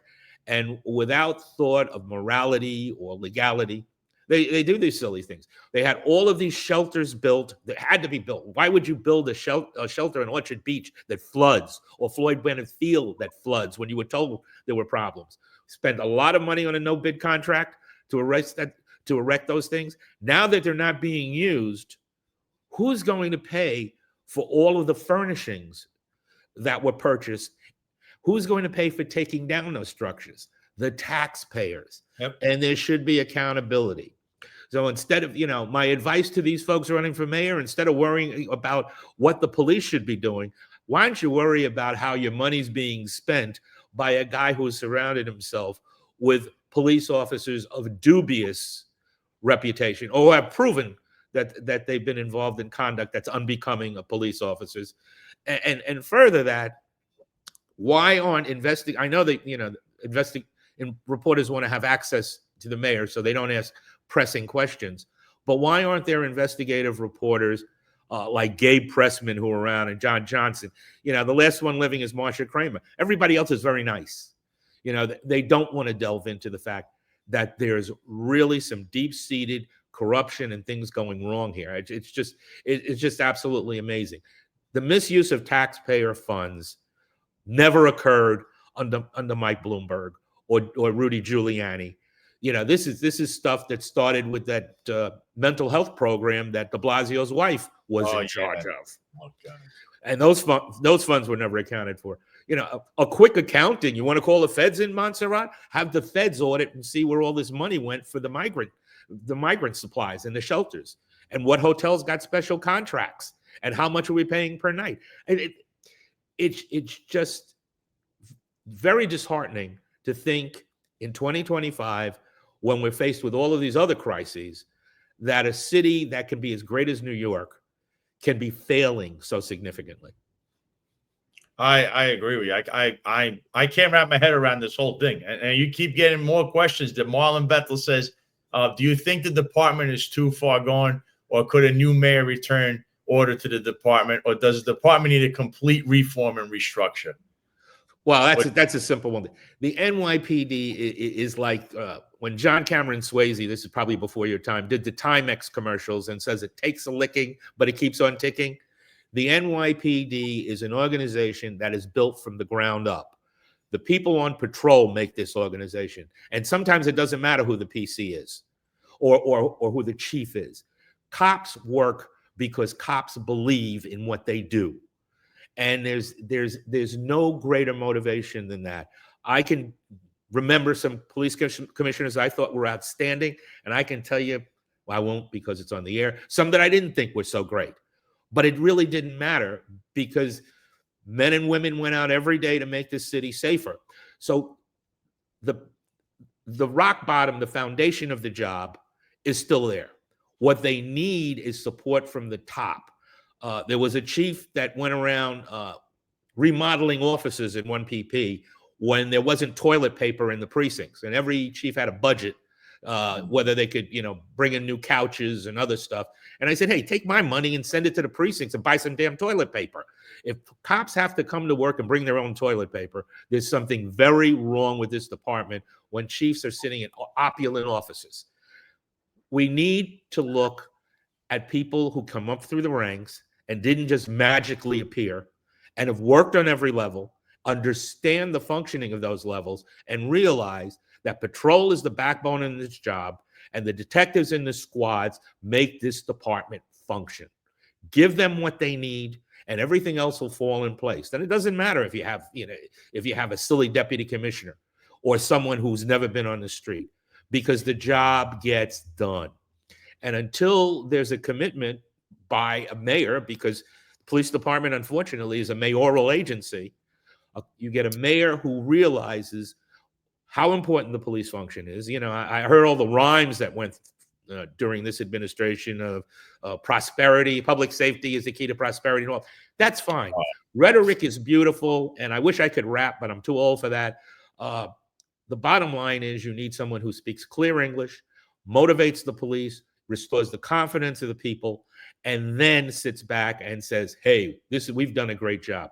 Comstat, when it came along, because I was on both sides. I was a borough commander and got interrogated by Jack Maple, which was fun because it was great. We could brag about our successes, and the one precinct commander who wasn't so good, we hid him in a closet and hoped that Jack didn't recognize him. But you have to hold those in charge accountable. Precinct COs, borough COs. We lost a valuable resource when we did away with divisions, because when precinct COs were successful, they got promoted to the division, and they could be a mentor and a guide for the new precinct COs because they had worked in those precincts and been successful. We don't have an executive structure that's worthy of the people who are on the street. We've lost headcount, but we haven't lost executives. I don't want to sound racist, but we need less chiefs and more Indians. That's the reality. I don't need to see a chief do a photo op. I need a cop on the corner, so when I go out to go to the store, I know I'm safe. That's what we have to get back to. It's not rocket science. It doesn't require anything more than concern about the police officers who are out there sacrificing every day and the public you're supposed to serve. Yeah, I think that's the bedrock of what we do. It's a foundation, exactly what needs to happen. And Rob Lukash, with a good foundation, a leader only needs to guide, not reinvent the wheel. Ron Layson also, the NYPD needs to have the ability to do the job without micromanagement interference from both City Hall and One Police Plaza, which we are seeing daily, if not every hour, with these people. And now that you mentioned, I'm going to ask you about it. So Jessica Tisch is the police commissioner. I've seen so many puff pieces on her. I lost count between her and Kaz Dawdry. You actually had to work with her. So what are your thoughts on her, how she's running the police department, how she is as the police commissioner? Because I'm going to tell you something. There's a rumor I heard, so I'll bring that up. I didn't later. work with her. Her office, when I came back as deputy commissioner of training, the office next door to me on the 11th floor was the counterterrorism office, and I saw her many times out in the hallway on the cell phone. God knows who she was talking to, or maybe perhaps she was getting information that would help her do her job better. The reality is, when you have a family that's that influential and that wealthy, doors open for you. And if I had 3 degrees from Harvard, I'd be looking to be the baseball commissioner, not the sanitation commissioner. But to each his own. That's the beauty of America. She wants to do public service. Terrific. However, considering what there was prior to her, she's a step up, because at least she can actually speak and read text that's prepared for her, and maybe be a different direction than what we had before. We had people that could barely read the text that was put in front of them, and you could see that they were unprepared. And that doesn't inspire confidence in the public when you have a police commissioner that can barely tell you what happened 2 seconds before when police officers were involved in a shooting. So we've had civilian commissioners before. Bob McGuire comes to mind, someone who wasn't in the rank and file, but Bob McGuire surrounded himself with chiefs and people in the department who were knowledgeable. Unfortunately for this commissioner, she doesn't have that, except possibly for her chief of detectives. The other chiefs seem to be more interested in photo ops and television appearances. So she's got a tough job, one. And two, she's got to convince the rank and file that she's with them. You can say it, but they've got to believe it. They believe Sewell, who didn't come from the NYPD, was with them and that was her strength. I'm not so sure about Caban after that, whether they whether they bought into Eddie's stuff, and his brother certainly didn't help him. And you had the other guy from the FBI who lasted 12 minutes. No one could figure out, but why he was there. He was probably there because Governor Hochul, probably put her foot down the same way President Trump did with the mayor, and said, "You better do what I ask, or you're going to have a problem." So she's there. Can she influence policy? Maybe. Can she legitimize the promotion process? Certainly is better than the craziness that happened before, or when you had Pearson, Banks, and who knows how many other people. Molina was the assistant deputy commissioner for public safety. So you always had three guys over there deciding who was going to get promoted. City Hall has always had a passive role, except when they had a vested interest in an individual in terms of police promotions. To capitalize on the fact that you've got an appointed position, and you now decide what movement is going on in the police department, and you're not the mayor, then you're doing it with the mayor's blessing, if you're doing it at all. And that's a corruption, and that's something Tish is going to have to show. Hey, I make the changes here.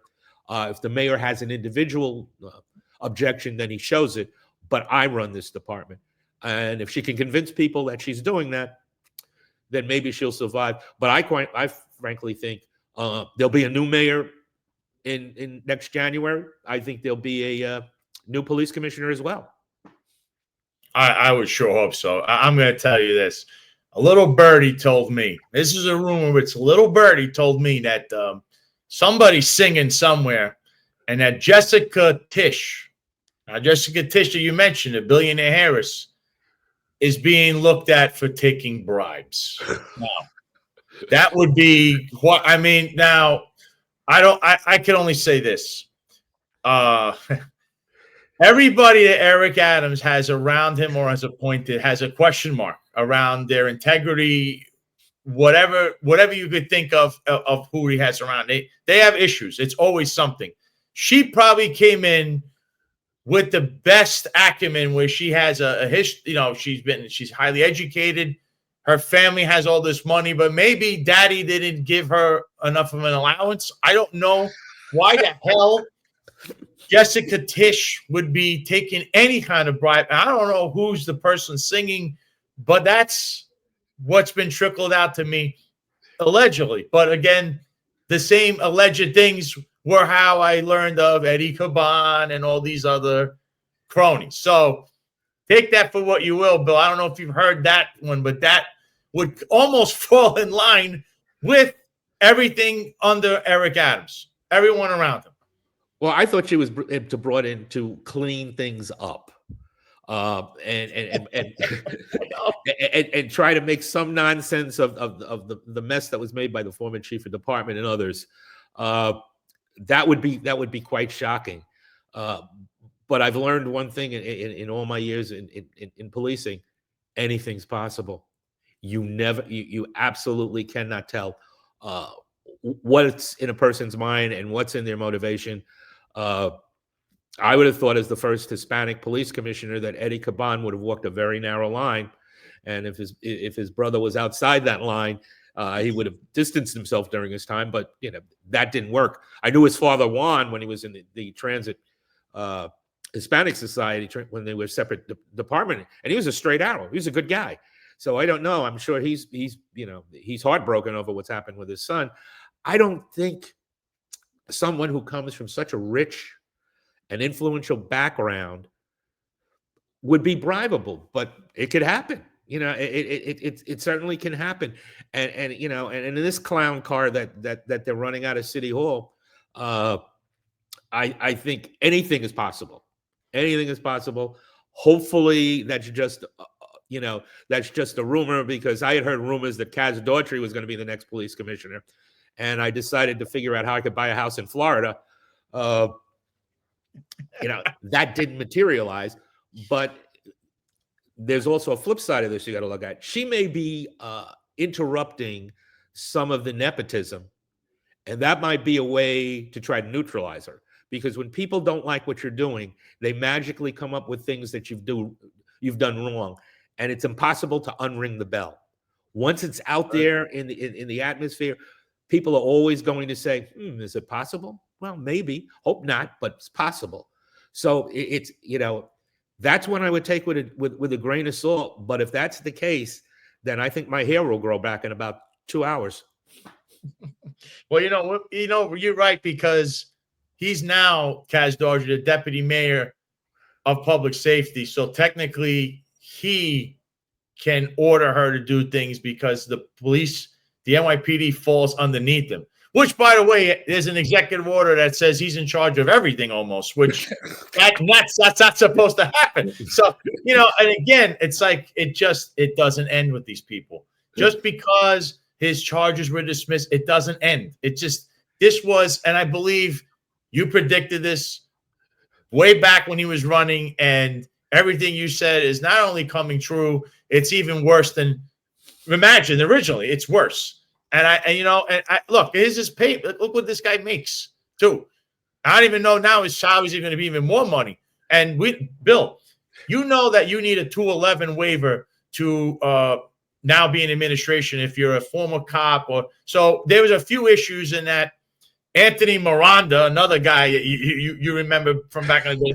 Miranda is the sheriff. He never filed a 211 waiver because he has a prior police pension. Neither did Tim Pearson. Neither did Phil Banks. And now this guy, who's a deputy mayor, he has to be in the MLD office, which is the military leave extended desk. So he has to be paused right now to be the deputy mayor. But nobody knows this. Nobody's asked. They kind of just like to go along. All the media is worried about Trump when you should be worrying about you guys, how you're being affected monetarily, which is through the actions of Eric Adams. Kaz Daughtry is a deputy mayor, but he was in the NYPD. First, he was a commissioner. So did they pause that? They would have to. They would have to do that. And then these other guys never filed a 211 waiver. That is a fact. You can look this up. Tim Pearson, Phil Banks, and Anthony Miranda, all three have a police pension. I don't know how they even got to that. They had the police pension. They never filed a 211 waiver. Therefore, that is a tremendous conflict of interest, and I think nobody does their job in anywhere in these city agencies. Where's that investigation? How'd that get through? Well, it's obviously changed, and he who makes the rules can get away with anything they want. When I came back to the department, my pension was frozen, and I took a salary. And when I retired finally, then my pension came back into play. But it was never discussed. It wasn't even a possibility of collecting your pension while you're collecting a salary from the city. I mean, it would be one thing if you had somebody who, well, I'm good, I have the cure for cancer and I'm indispensable. I'm the only person in the universe that can do this. Then you can make an exception for them. But for someone who's just a political appointee and an ally of the mayor or a friend, to look at those salaries, you say, wait a minute, taxpayers are paying for this. The same people who are going to pay $3 to ride in the subway system that doesn't work, and drive over the streets full of potholes and probably get slashed if they go to Times Square. These are people paying for exorbitant salaries. When I retired, the mayor was making $210,000. Now you have deputy mayors making $260,000, $270,000. How did they get to vote these raises? And where was the city council during all of this? This looks like a total breakdown of all of the forms of government that are there to serve the people. It looks like they're there to serve themselves. And if that's the case, then New York City is definitely going to be on the decline. Yeah, it's being run by self-impressed people. One person killed in FSU shooting. Senior law enforcement source says that's going on. That's what I opened the show with. So see, it's just that's going to be an ongoing thing. And I mean, you know about this because those. I don't think we really had any in a while in New York City where you had these these mass shootings or what. But that always your heart stops when something like that happens. But we're going back to this with the way this is being run. Now, you got a mayoral race coming up, Bill. And what are your thoughts on that? And who do you think, what would be, it's going to be a Republican, Democrat, could be an independent. What are your thoughts on that whole race? And what do you hope for going forward in the future for New York City and the NYPD? Because the mayor affects that.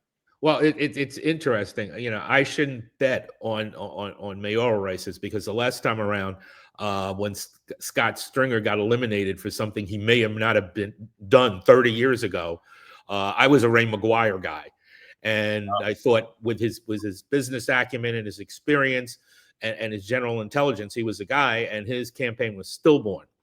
So perhaps I should endorse someone and their campaign will be stillborn. In that case, I would endorse Eric Adams so that his campaign would be stillborn. I think, quite frankly, we have become a society that is numb. We forgive sins and rationalize people's misdeeds when it's in our best, when it's self-serving. And if you look at it now, you have the two front runners. You have Andrew Cuomo, who now is making a resurgence and doing all the things that they asked Bill Thompson to do during the last mayoral campaign. Oh, how about going to a black church, Bill? You are black.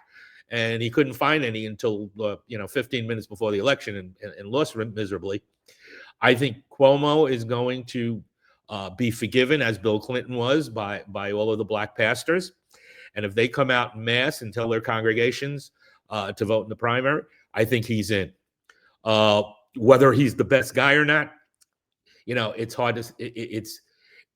He's going to win, unfortunately, because the progressive alternative, Mondami, is talking about free stuff. That doesn't go anywhere with middle class voters. That's all wonderful, and that's the typical Democratic rhetoric. We're going to help the poor. We're going to help the poor. Yeah, well, you're helping the poor on the backs of the middle class. Well, we're going to tax the rich. No chance. That ain't happening. Okay, not in New York, not anywhere. The rich have influence. They control the political system. They're not getting taxed if they don't have to be. So he's appealing to a small minority. And the only other thing you can look at, because everybody else is single digits, if there is somebody else they can coalesce, the independent candidate has no shot. And maybe if Curtis Sliwa runs a campaign similar to Mike Bloomberg, he's the independent Republican, and doesn't use the same crew that he had advising him the last time, he may have an outside shot because people don't feel safe. They don't feel that anybody in the MTA is listening to the city. They're just raising the fare. And I will put the National Guard in to prevent, they're more interested in who's doing fare beating than getting the trains to run on time and be clean and be safe. So you need someone with a strong voice. And I just don't see it. I see the same weak field of Democrats. Curtis is the only Republican alternative, and he'll win parts of Staten Island and Southern Brooklyn. But that's about it. That's not enough to carry the city. I think Cuomo, with his appeal to blacks, although the Latino population has not committed yet. Espaillat, who got Adams over the finish line, has not joined the Adams bandwagon. So it'll be interesting to see if there is a strong Latino movement, because I think that's where you'll see a candidate emerge other than Cuomo. If things stay the way they are now, I see him as the next mayor, and I pity the next police commissioner. Man, God help us all. If that actually happens, he's the mayor. It just shows that, New York City, again, I said it in the beginning of the show, full of low information voters. Why? Exactly what you said. Just because you go to a congregation, the pastor said, God says to vote for him, and we don't look at anything, the guy's misdeeds, how he was a gut, all of that. Just because he says that, you're low information. I'm sorry. You define low information by doing it. You need to do research on these candidates, And, well, you need a better feel. You can research them, but you need a better feel. When 21% of the registered voters in New York vote in a mayoral election, the system's broken. Whether it's ranked choice or whatever else you want to implement, 79% of the people who could vote in New York City did not vote, and in a city that's 7-1 Democratic, Curtis Sliwa lost by a 2-1 margin, and never held a public office. So it says that people are looking for change, and they're just looking for the right person to bring that change instead of the same old tired rhetoric. Democrats learned, you don't defund the police anymore because that's idiotic and dangerous. So now they want to help social service. They're never going to help the homeless. We had a homeless problem back in the 80s and 90s. There's no profit in that.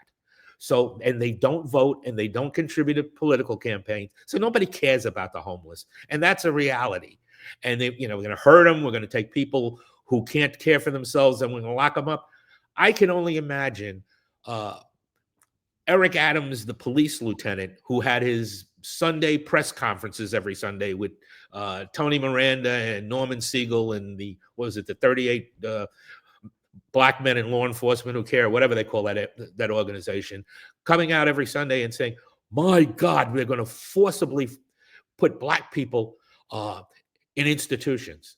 Can you imagine the hue and cry from him now? And now he's implementing it. The same guy who testified against stop, question, and frisk and considered himself a hero for doing that. Yeah, well, it was misuse. You don't have to make it part of CompStat and search 500,000 people unnecessarily. That was just stupid policing. But you don't have anyone who's a voice of reason, like Mike Bloomberg came along after 9/11 and said, "No, we'll put the city back on economic footing. We'll look at education." I mean, the only thing that's happened positively, and I hope I don't jinx it, is we have not had major shootings in schools. The shootings that have occurred have been outside drive-bys and gang-related, but where schools have been safe. They may not teach anybody anything, but they're safe. And I think you need a Bill McGuire type candidate, someone who's doesn't carry baggage, because the people who were put out on the street, who they're looking to address now, were put out by the same guy who wants to be the mayor. The prohibitions on policing and the idea that we don't have unlimited liability, and the amount of rounds you can carry in a magazine. Those are all put out by someone who wants to be mayor. So are we going from the frying pan, into the fire? It's a possibility. I just don't see a positive alternative. And luckily, I don't have to vote in New York City, because if I did, I would really probably write in somebody else's name. It's really sad to see the once great city on a shiny hill be, come to this, the moment what we see here. And, a lot of what you're saying about Cuomo, which yesterday on Executive Perspective, they mentioned all these cop killers that are being paroled. That parole board is the responsibility of Andrew Cuomo. He put all those people there. And he went totally crazy liberal, almost the complete flip-flop of what he was, to pander to people when he was running for office again as governor the last time he won, prior to him resigning. So he is part of the problem. And I keep saying this over and over again, because you mentioned Curtis. It's a shame that independent candidates, I don't know what kind of chance they have, even in a crowded field. But when you look at this, Cuomo and Eric Adams are voices of the past that did not work. They don't work. It doesn't take a rocket scientist. But again, you are trying to lead a horse to water, but you can't force the horse to drink, which is what the low information voter is. Those two names are from the past. They don't work. Kind of like if Bill de Blasio tried to run for something. That won't work. Okay? You shouldn't be elected a dog catcher anymore. But a Curtis Sliwa, who's a fresh face, a known commodity. We know who he is. I can tell you one thing he's not. He's not corrupt. He's not going to hire Tim Pearson to to run around and shake down migrant shelters and say, where's my crumbs, and sexually assault people or whatever he's doing and he's being alleged to have done and cost the city millions. He's not hiring those people underneath him to be in his administration. He's not hiring a Phil Banks, an unindicted co-conspirator. Curtis happens to know virtually probably everyone in the political sphere, will say, in New York City. He knows of them or he knows something about them. So I think his judgment of character is far better and far greater than Andrew Cuomo and Eric Adams combined. And I think that's the kind of person you need, just like you said. Rudy was the same way. Bloomberg was the same way. People could say what they want. Bloomberg and Rudy had all those record low crime numbers. And that's really, as Eric likes to say, the prosperity to everything, the requisite, whatever he goes. There's that one line he used. But he essentially what Eric's trying to say is that public safety is the key to prosperity. That's true. But you're not going to get that with Andrew Cuomo. And you certainly didn't get it with Eric Adams. And you most definitely never had it with Bill de Blasio, who was too busy sleeping half the time. So that's how he was sleeping, because then he couldn't do bad policy. So, that was. Oh, yeah. Oh, yeah. Steal. Yeah. Oh, steal. Even when Abe Beam laid off 5,300 cops, at no time did police officers turn their back on him in a public function as they did in Bill de Blasio. I think that was the height of showing police frustration and disdain for someone who showed absolutely no respect for police officers. But the city elected him twice, and it made absolutely no sense. Crime was going down, and Ray Kelly, to his credit, put together a counterterrorism mechanism that for 20 years did not have to be tweaked and kept the city safe. And people are starting to think this is pre-1993. They don't even think about counterterrorism anymore, unless they see the uniforms with the counterterrorism decals on them. So the city has been safe. We have gone through bad times. Gerald Ford told us to drop dead when the city administration went to Washington for help. This city will survive because New Yorkers are tough. But why should it be tough when it can be better? And it can be better without pain to the people who dedicated themselves to living here and working here. It should not be this thing of you pick either or, the lesser of two evils. That's not good politics, and it certainly doesn't serve democracy. You need someone that you can believe in. For all of his quiet nature, Mike Bloomberg was a quiet leader, and he instilled confidence.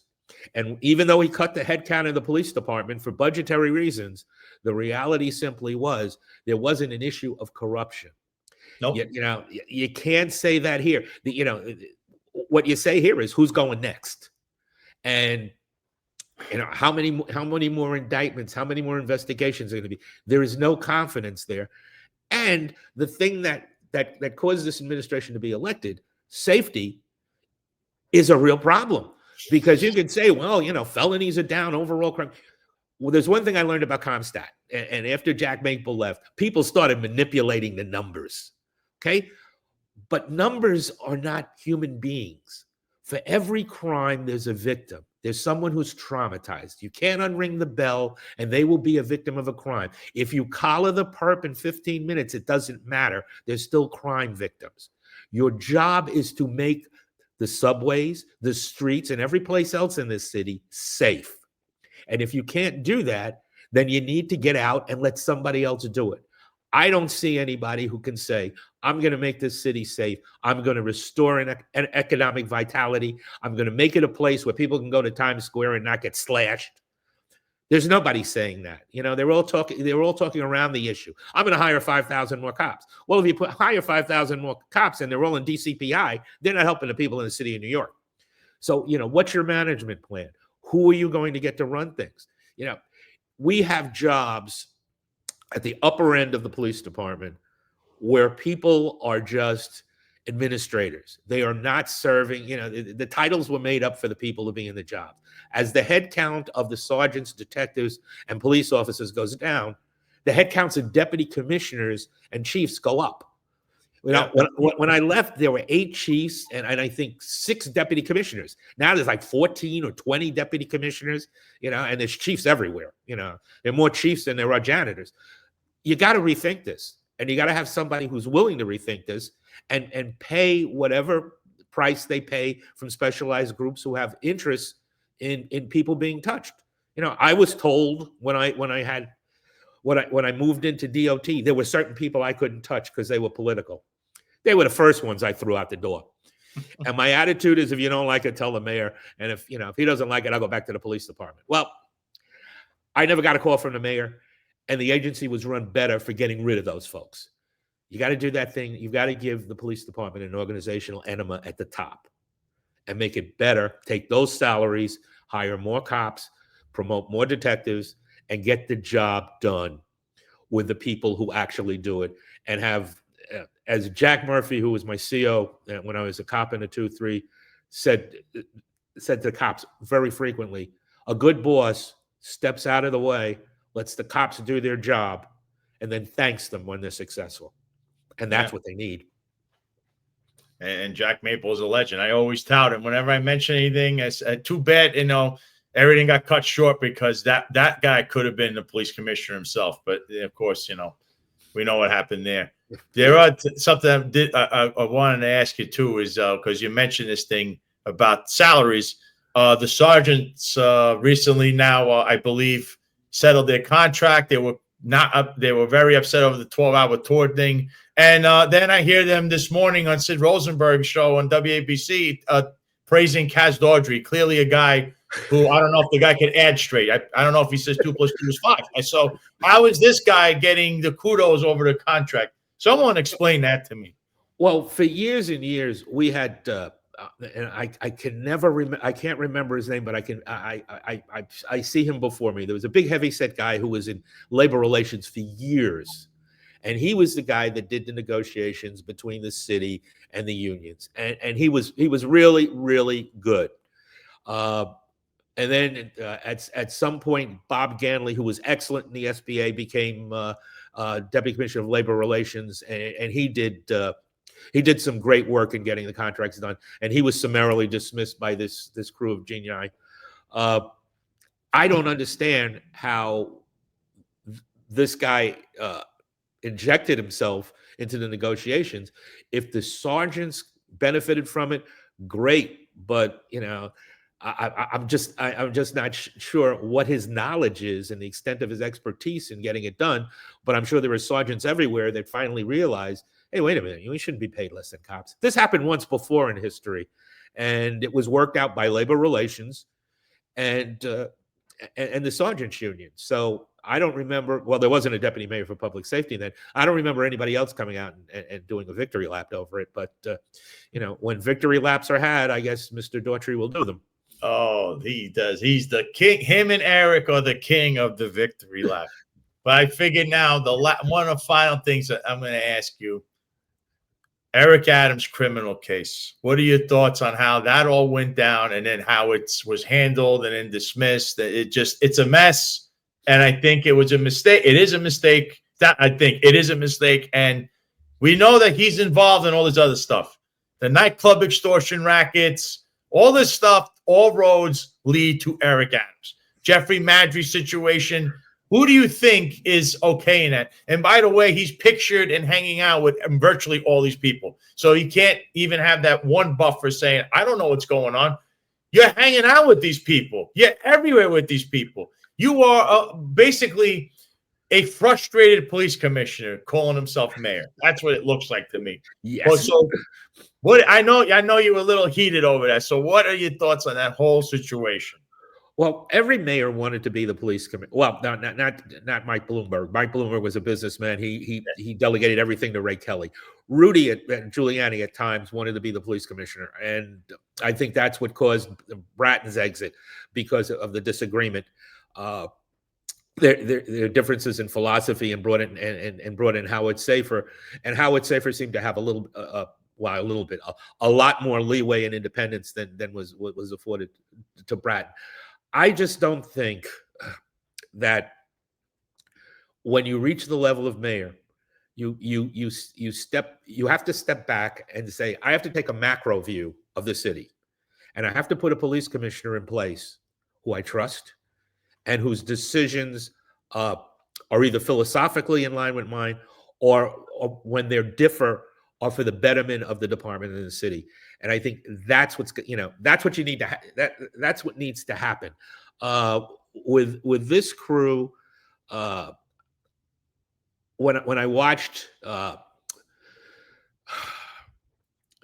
Bob Ganley and the former chief of detectives Joe Resnick, who took over IAB, be personally fired by a deputy commissioner, and they made a big deal out of it. Mm-hmm. That was with the approval with the mayor.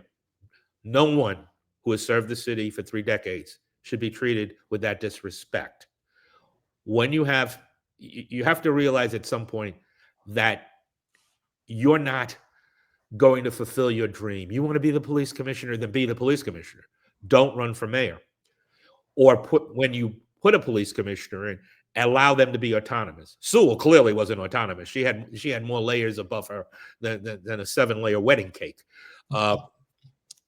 That's not the way you run things efficiently. And I think, yes, he was very happy to be the police commissioner. He was very happy to run things around. They settled a lot of personal scores. And I think yesterday I saw this, I'm trying to remember what news network it was, this guy that did a 9-foot bronze statue of President Trump. Yes. I think Adam should buy that statue. He should install it in City Hall, and every morning he should get up and kiss that statue's feet. Because without the president interceding and allowing the DOJ to drop that case, I think he would have been found guilty. It is too much. There was too much evidence. I know there's a presumption of innocence until proven guilty, and I don't want, it's a shame, but he earned that one on his own. He got a get out of jail free card, but that was for that particular set of circumstances. Let's see what else there is. There's a lot of smoke.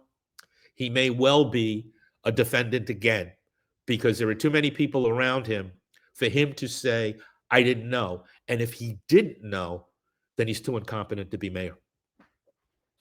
I've heard from actual other attorneys that said, no, they represented some of those people that were involved in that case. And they said, no, Eric Adams is guilty. He's pure cold. It is so egregious, his guilt in that whole case. But it sets a precedent now, because his whole claim of it being political. Now we have cases like, and I said this at the time, Tish James, who is now screaming the same sentiments. Not everything is political. Well, things can be political, but it also doesn't mean that there's no substance or it's not criminal. So yes, it could be political, but in Eric's case, he has affected many lives. Many people have pled guilty. There's also witnesses. There's people's lives that will they're changed forever while he walks around and he's talking about putting the nightclub 11 in New York City. The guy's always thinking about partying. That's what he really, he's in his 60s and he's still doing this stuff. That's all you need to know about this guy. I don't know why they did. I've tried. I've like the theory of it, and I can understand some things, but really he serves no purpose to President Trump. People say, oh, well, Trump could. No, he's not running the city. He's the president of the United States. He's not running the city. And this whole immigration thing is a ruse, because they're running around. They say crime is down, right? We're going to ignore the polar vortex, though. Bill, it's cold today. Oh, the guys are hanging out in the corner are freezing and they're committing crimes. They're not doing it today because they're freezing, but crime is down because, it's 0 degrees. But they don't want to admit that. But ICE is running around. People are they're deporting themselves on their own, and they're getting picked up. There's a lot of this going on. People want to ignore that. But violent crimes, Bill, violent crimes are up. They've been up. And the trajectory actually was from the Ray Kelly Bloomberg era has went straight up. Okay. That's the actual reality of the numbers. So I don't know what purpose this guy serves. To waste any political capital in him is beyond me. I heard Sid Rosenberg ask him on the show, and he didn't want to talk about the mayor's race, obviously, because Trump, it looks bad. It reeks of quid pro quo. And I don't know what purpose this serves, other than now Eric, who should have been starting his trial this Monday, doesn't have one. And yet, look at all the stuff around him. You mentioned names before. You got Tim Pearson, who By the way, there's another little birdie told me Tim Pearson, the state was looking at him, meaning Alvin Bragg. So it just doesn't end here. I don't know if that, I don't know if I said it, but I'll break it here. The little birdie once again is saying that Tim Pearson his name's being thrown around for state charges. So that's a rumor. It's an allegation, but we've been talking about it, Bill. That wouldn't surprise you, does it? Well, that's karma as far as Pearson is concerned. Whether or not the DOJ made a mistake or not, I think the Court of Public Appeals has decided that whether he's innocent or guilty, the circumstances of dropping the case make him look very bad. And he made it political because all of his entire career, everything's been racial, and now he can't say that with Damian Williams, who brought the case, who has the same complexion he does. So now it's political. I mean, it's all nonsensical, and I would really hope that New Yorkers are too smart to fall for this again, because all it does is repeat the cycle of incompetence and nepotism and corruption, and it sends a very bad message to all of the service providers in the city, but in particularly the police, because if you lose the police, you've got nothing. The first 3 months of every year are the coldest months. Crime is always down. And to run around and say, well, shootings are down 21%, and we took 20,000 guns off the street. Did you really? Well, that's wonderful. But you lost 20,000 cops with arrests who could have been on the street preventing crime. And where did these guns come from? Making up statistics is not something that's new and original to politicians. So, I've always maintained that they're lying because their lips are moving. And, I wouldn't believe this. I wouldn't believe him if his tongue came notarized. I think there's a real problem here. And hopefully it'll get solved. And I'm not so sure that the front runner in this election is the answer, because he put all these homeless people out here in the first place. He dumped them out of state facilities. Right. And there are issues that haven't been resolved about the deaths in the nursing homes and other things. So why replace one damaged candidate with another? I don't know. That's a matter of conscience. And if you don't want to do that, what's the viable alternative? And right now I don't see any. And that's really unfortunate. Yeah. Speaking of what you're saying, I did read this. As Chronicles of the Collapse stating this. Police are searching for a sicko accused of sexually abusing a man's corpse on a Manhattan subway, according to police and sources. And here's the actual article. Autopsy on corpse that was sexually violated on New York City subway train, unable to determine cause of death, officials. So just so people know, even dead people are victims of rape. Rape did they pay their fare? Did they pay their fare, or did they jump the turnstile? That's important. But here, it doesn't matter, alive or dead, you're a victim of a crime in New York City, which is it again. This whole perception management campaign by John Schell and Kaz Dodge and Eric Adams, that's all it is. They want to control the narrative and do perception management. They do it, try to do it better than anyone else. We've explained to you today in detail about a lot of this stuff. I actually produced a YouTube channel nobody even knew about with Kaz Dodge. Apparently it's government funded and he's trying to get monetized, and we don't even know where that money would go. And it's all videos of valor. These people are self-impressed. They have a lot of problems. They surround themselves with the most seediest, shadiest people ever. And that's why New York City is in the issues it's in. And I believe, and I think Bill will say the same thing, New York City needs a change, and the voices of the past need to be rooted out. We don't want to hear those voices. We need new ideas and new people. I mean, these are videos. Look at these videos from the subway. Look at this. Guy's taking a shot. Whatever. That just shows you, and, I don't know what else to say. I think, Bill, I would hope that if there is a good mayoral candidate, someone that actually wins who's not named Andrew Cuomo, that they would say, Bill Chapman should be my next police commissioner. I think you would make an excellent police commissioner. who knows how to not only manage the entire department, but you recognize these issues and you're bringing innovative ideas, and you will surround yourself with people from the department that understand this job, and not somebody that wants to hang out in a nightclub or do videos of valor, or, I don't know, go to a migrant shelter, try to shake those down, ask for crumbs, or be an unindicted co-conspirator. The list could go on, but I'm sure you would not be doing that. No, that I wouldn't be doing. I'm much too old to play those silly games.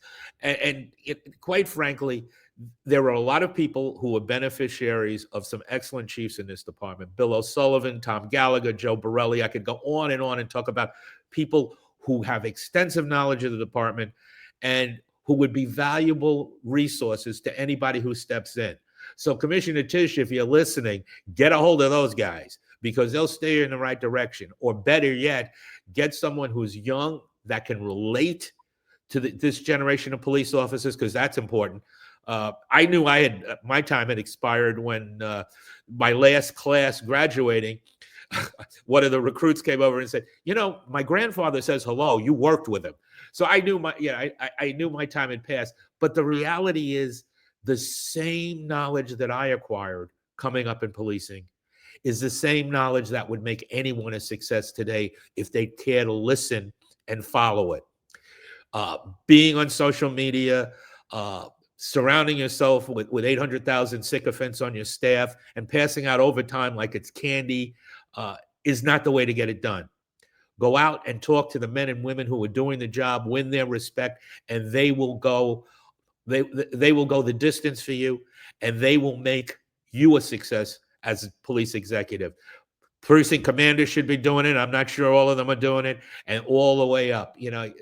Being a chief is a hell of a responsibility, and it's a responsibility to pay back to those people who make you look good and do the job every day, so you can run around with stars and have a driver. So, I suggest that if you're in position now, get a hold of some of those retired people who have been successful, get knowledge from them, and implement it. Because if I hadn't been around and been lucky enough to work for all the people that I did, I would not have achieved what I did. And the other thing is, don't jump from the bottom to the top. One of the things that grounded me was working at every level in the department, and people don't do that. We had a chief that got 3 stars for single Star Spangled Banner. We now have a deputy mayor who flies drones. That's not the way to get it. You got to get people who worked in detective squads, who worked on patrol, who were supervisors on patrol, and precinct commanders. That's what you need, the expertise to share the knowledge that makes the city safe and makes the department successful. Otherwise, the tradition of the NYPD will be tarnished for quite a while. I not only agree with you, but again, I would nominate you. If there was a way to get you elected to this position, if you don't want public office, you definitely should be the police commissioner, NYPD. That would be your the feather in the cap in your whole career, because I think you bring something to the table. It's lacking. It's definitely lacking right now. Like right here, Nighthawk says, rocket fuel promotion as per Lieutenant Eric Dim.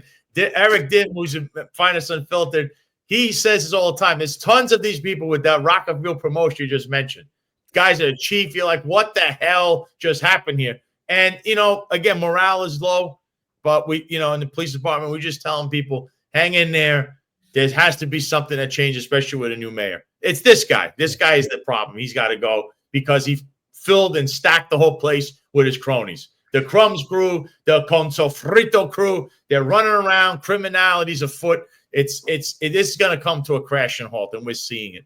Bill, the last question I have for you, and thanks for being here for this long, as it's truly an honor to pick your brain, somebody that comes from an era that is, I hope people would be studying, saying, we need to go, follow this lead.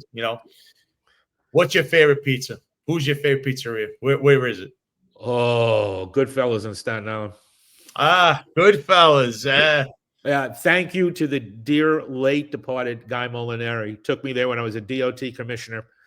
We had a meeting there because we were talking about projects on Staten Island. And I said, I don't care. At that time, I lived in Queens. I said, I'll pay the fare going over the Verrazano. I want to eat there. Great pizza. It was there. Goodfellas. There it is. I've been there quite a few times. I got to say that they have I believe, I don't know. I think they have I don't know if it's Brick Oven, but they actually won awards and been to these pizza expos, and I've seen them there. And actually, that is the infamous pizzeria where I believe the illustrious former mayor Bill de Blasio ate a pizza for a with knife and fork. that is the one. I believe that is the one. Bill, this has been a fascinating time. Thank you for giving me 2 hours of your time. Like I said, I hope that you would be definitely in the front running to be an ex-police commissioner under the right mayor and circumstance. And where can, if you do have anywhere, where can people find you or reach out to you? I think you only have LinkedIn, right? Yeah, I'm not a social media guy, and I can only say I just hope that people take what I say and use it positively to help the men and women in the department, because that's all I'm interested in. I had the honor of being in the greatest department in the world for my entire adult life, just about, and I don't want to see anybody in that department either hurt professionally or physically. That's a great place. It should remain a great place. And the people who are out on the street deserve the best leadership. So if my words have struck a chord with anyone and it can help, then that's absolutely fine. But we need more people who came along with me and after me, who actually did the job, to speak out and straighten things out so that cops will be safe and the people of the city of New York will be safe. NYPD needs Bill Chapman. That's what I think. And here, Ron Layson said, I had your office in the old academy when I was XO of the Candidate Assessment Division. Great leader, mentor, and speaker. Listen, you're very much looked up to. I'm telling you, Bill, I really hope that somebody, the next mayor, not named Andrew Cuomo, hopefully would say, Bill, Peg, you're it. You'll be tasked with fixing this, and I think you can turn this around. Your ideas are innovative. You speak like common sense, which I don't hear anyone. Well, I don't even hear Jessica Tisch because God knows what's going on there. But that's what is needed, and the troops need that kind of leadership, because everything goes from the top sets the bar, and then the bottom always follows. You are a motivator and a good speaker, and you'll have people motivated. So, Bill, thank you. It's an honor to have you on. I hope to bring you back in the future. I'm sure there's going to be other issues that pop up, but again, I really hope that you are considered to be the next police commissioner. Anybody other than Andrew Cuomo is your name. Thank you very much, Sal. I appreciate the endorsement, but as far as I'm concerned, as long as the NYPD succeeds, I don't care who leads it, but it's got to be somebody who's a real cop. Yeah. Whether they've been in uniform or a cop at heart. But the men and women in that department deserve the best. I agree. Bill, thank you once again. And I hope everything, you have a good rest of your day, and go to Goodfellas and have some of the best pizza in Staten Island, I say. Enjoy see me there quite frequently. Thanks very much, Sal. Thanks, Bill. Folks, Bill Chapman is a man that when I was on the job, I heard everybody always talk very high regards of Bill. Bill is, as you could tell, very knowledgeable. If he was ever to step foot back into the NYPD as a police commissioner, he will fix that entire organization, and you will not have what you have today. He is a leader. He has innovative ideas. He comes with all that experience, and then he will put his own people there. And trust me, they're going to be people that are working right now on the street that would become a chief or a commissioner that knows what they're doing. You might even have some people that are in the chat here that return in a formal role that can steer this ship and fix it. Because a lot of people here would say I'm negative, or John or Eric, or no. We're trying to fix this problem. It's one of our main objectives is we care about the people in the police department. Whether you work with us, maybe you didn't like us, maybe you do like us, but that's the goal. Because if everything is morale is high, you have a high morale, at least a good work ethic, which leads to what we had in our heyday. I think, as Eric Dim always coins, he said the NYPD was the goat of policing, but that kind of veered off in the last few years, unfortunately, especially under the last two mayors, which were a disaster. So I really appreciate Bill coming on and giving his entire perspective on things. And as you could tell, he's also a historian that knows a lot about certain people right now, like Eric Adams. And I think that it's was important to have him on. So I'd like to thank him once again for being here. Oh, yeah. Here's more about that shooting that happened here.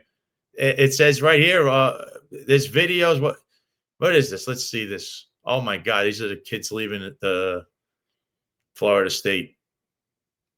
This is unbelievable. This happened today, folks. I'm just to let you know, it's still ongoing situation there in Tallahassee. There you go. There's the police telling people to get out of there. And like I said, one guy is already in custody. There's people already in a hospital. This kind of stuff needs to stop. I tell you, just like Bill was saying, we didn't have that many incidents in New York City like that, which is a good thing. So, but we have to, common sense, people. You don't need to do that kind of stuff. But again, when I was in the police department, I always had that in the back of my head. I was always scanning a room and looking around and saying, who could be that one person that tries to pull that kind of stunt off? Because it's always, that threat was always there, especially in New York City. It's a high level, always like a code red in New York City because of, as you know, there was 9/11 and there was also the World Trade Center bombing in 93. That was even before my time when I was in the police department. So, but with all of that said, I like to end things on high notes. So there's a couple of things I wanted to cover. First of all, every show I got to mention highlights. So here's a little bit of what happened. So the Devils, they won. Therefore, they have clinched the playoffs. They're in the playoffs, folks. Remember, 4 teams make it. They won the other day. I believe it was 4-2.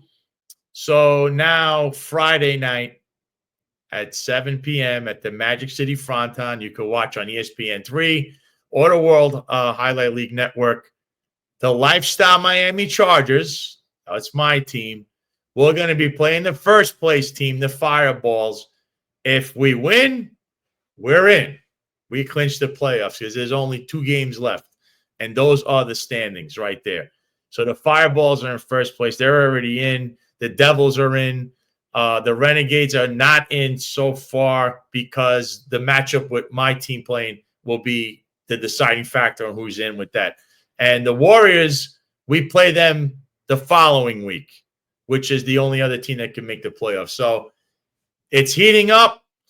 If you can, watch it at ESPN3 or the World Highlight League Network. Also, highlightworld.com/Battle Court to check out all the highlights and see what's going on with highlight. I was going to critique this whole thing. Now, I went to Italian Heritage Night in Lone Depot Park. Now, this was just yesterday. Look at that attendance. That is putrid. That is wretched attendance at Lone Depot. It's a place I love. I love Lone Depot Park. You know why? It's a great environment. I can't tell you what it's like. Even Hialeah, as a little city, Hialeah is just a great place to be around. And it's a community where it's multicultural, but it's great. It's a great environment. People high-fiving each other. Hello. It's just a nice place to be. That ballpark should be full. I'm sorry. I don't know what it is. And listen, Italian Heritage Night, my critique here is, how am I the only Italian there? Or one of 2? There might have been a third one, I think. I saw another person wearing an Italian national soccer jersey. That's all I saw there. There's only a few people. It's Italian Heritage Night. There's a lot of Italians out here in South Florida. Also, why would you not have a prominent Italian American give out the first pitch of the game? I didn't get that at all either. Like the Mets, if they had Italian Heritage Night, I know in Queens, we tried out Mike Piazza. We tried out John Franco. What are the Marlins doing? And trust me, I love the Marlins, Lone Depot Park. The stadium is great. It's like I said. But really, what is going on there? Italian Heritage Night with 3 Italians. And there you go. He's saying, what's the business here? So finally, I'm going to get to the last thing here. This weekend's a big weekend. Why? It's WrestleMania weekend. You guys know I love wrestling. I've been a huge fan. I was a Hulkamaniac as a little kid. I love Hulk Hogan. I don't care what anybody says or thinks about the man. You out there who want to criticize Hulk, try living in Hulk Hogan's shoes. You don't realize that he was probably the biggest celebrity in the 80s. He was not only well known in Japan, but he was like a president of the United States. That's how famous and beloved he was. Of course, they're going to try to take this man down. And nobody's perfect. And I understand he has flaws, but so do I, and so does everyone else. So here we are giving value judgments on a man. Why? Because he supports President Trump? I don't know. But I'm just, with that being said, with the wrestling, I'm a huge WWE guy, WWF back in the day. And, of course, with my resemblance, everybody says, of Roman Reigns, and he'll be wrestling in the main event. WrestleMania will probably be the most watched event probably for the year, if not the highest grossing event of the year. It's going to be in Las Vegas, a town I love, at, I believe, a Legion Center or stadium it is. I don't know. I think where the Raiders are playing. I think that's where it's at. It's always in a big place. You have to check that out just because it's a spectacle, I'm sure. The Rock or someone big will come out. My few predictions, I would say, I think Roman Reigns is in a triple threat with CM Punk, a guy that likes to talk a lot about Hulk Hogan when, I don't know. The guy should be more humble about Hulk Hogan because no matter what you think about the guy, he laid the road down for everyone else these days that are wrestling today. And Seth Rollins, another guy I like, another guy they say I kind of look like, but the Roman Reigns thing I get a lot. So that's going to be night one main event. I think the second main event, which is night two, this is now 2 nights, by the way. The old WrestleMania was 1 night. Cody Rhodes is defending the WWE Championship against John Cena, who is, as you know, leaving WWE at the end of the year. He's retiring for good. So I think this is going to be, again, a pay-per-view to remember. So if you guys like wrestling, I suggest you watch this as WrestleMania. It's once a year. It's a huge event. And it's unfortunate what happened to Vince McMahon. But in my opinion, he's probably the smartest man in the world. He created WWE from it was a company that nobody cared. It was a carnival act and made it a multi-billion-dollar empire. I don't know anyone else that could really say that. And by the way, he doesn't have any bankruptcies. He has nothing. He's always in a trajectory going up. Yeah, he's doing crazy things. Some of the stuff he's being sued, but kudos to Vince McMahon, whose wife, by the way, is in the Trump administration. Another good person who was the CEO of WWE. She is now, I believe, the Secretary of Education, and I think they're trying to limit that organization. It's congressional. It's not going to work, but so far she's still the head, and they're just downgrading the whole education department is. So check that out. WrestleMania. That's the place to be this weekend. If you're out in Las Vegas, or you can watch it on pay-per-view, or not even pay-per-view. I think it's on the Peacock network streaming. So you can check it out there. Folks, this has been a great time. Tomorrow, 8:05 Live, the finest unfiltered. John and Eric will have on this guy, Tremel Thompson. That's probably the only time you're going to hear me mention his name. He did some things. He's trying to frame the police department as if they were sleeping in break rooms in the MTA. He's a union representative for the MTA. That ought to be a very interesting conversation, and I'm sure John's going to come with some receipts. So, and by the way, John was on his show, had to debate him and former police officer Edwin Raymond, and I think John not only mopped the floor with them, but put them in their place in this little debate. So make sure you tune into that in the morning right here on the Finest Unfiltered Network, and also streaming on X. And, of course, the Executive Perspectives on every Wednesday. They were on yesterday. That was Ron Layson and Rob Lukesh, who was in the comments. Thank you for being here today. You can watch that show, 5:05 Eastern, live every day, 17:05 on Wednesdays only. But you could go back and watch it. I think yesterday they did a hell of an episode on a guy we kept mentioning today, which was Andrew Cuomo, who's, you better hope this guy doesn't get elected mayor. That's all I can tell you, because you're just going back to the voices of the past. So with that being said, make sure you watch tomorrow, Finest Unfiltered, 8:05 live on Monday, Wednesdays, and Fridays at the same time. Executive Perspective, Wednesdays, 17:05, 5:05 live. Make sure you're going back and check that out. Folks, thank you for being here. Thank you for tuning in. Thanks for the comments. Thanks for all the love. The show is growing. So if you're watching us on YouTube, please like, share, subscribe, hit the notification button as well. Also on X, just hit the follow button on my X. Also repost this, share it out if you can. We're trying to bring on give you a look into things and give you fact-based analysis and also break news. And of course, with all of that being said, we're trying to inform the low information voters, because you need to make informed decisions. So once again, thank you guys. Have a great weekend. Check us out if you can tomorrow night for a highlight. And of course, this weekend with WrestleMania. You guys enjoy the weekend. Enjoy. If you're going to Lone Depot Park, I suggest maybe you buy more than one ticket, so give them some attendance. But that being said, let's go Mets. And I'm signing off from South Florida, which is a sunny place for shady people. So this is a biblical moment. When Jesus was on the cross, he said, God, forgive them, for they know not what they do. All these Negroes who are asking me to step down, God, forgive them.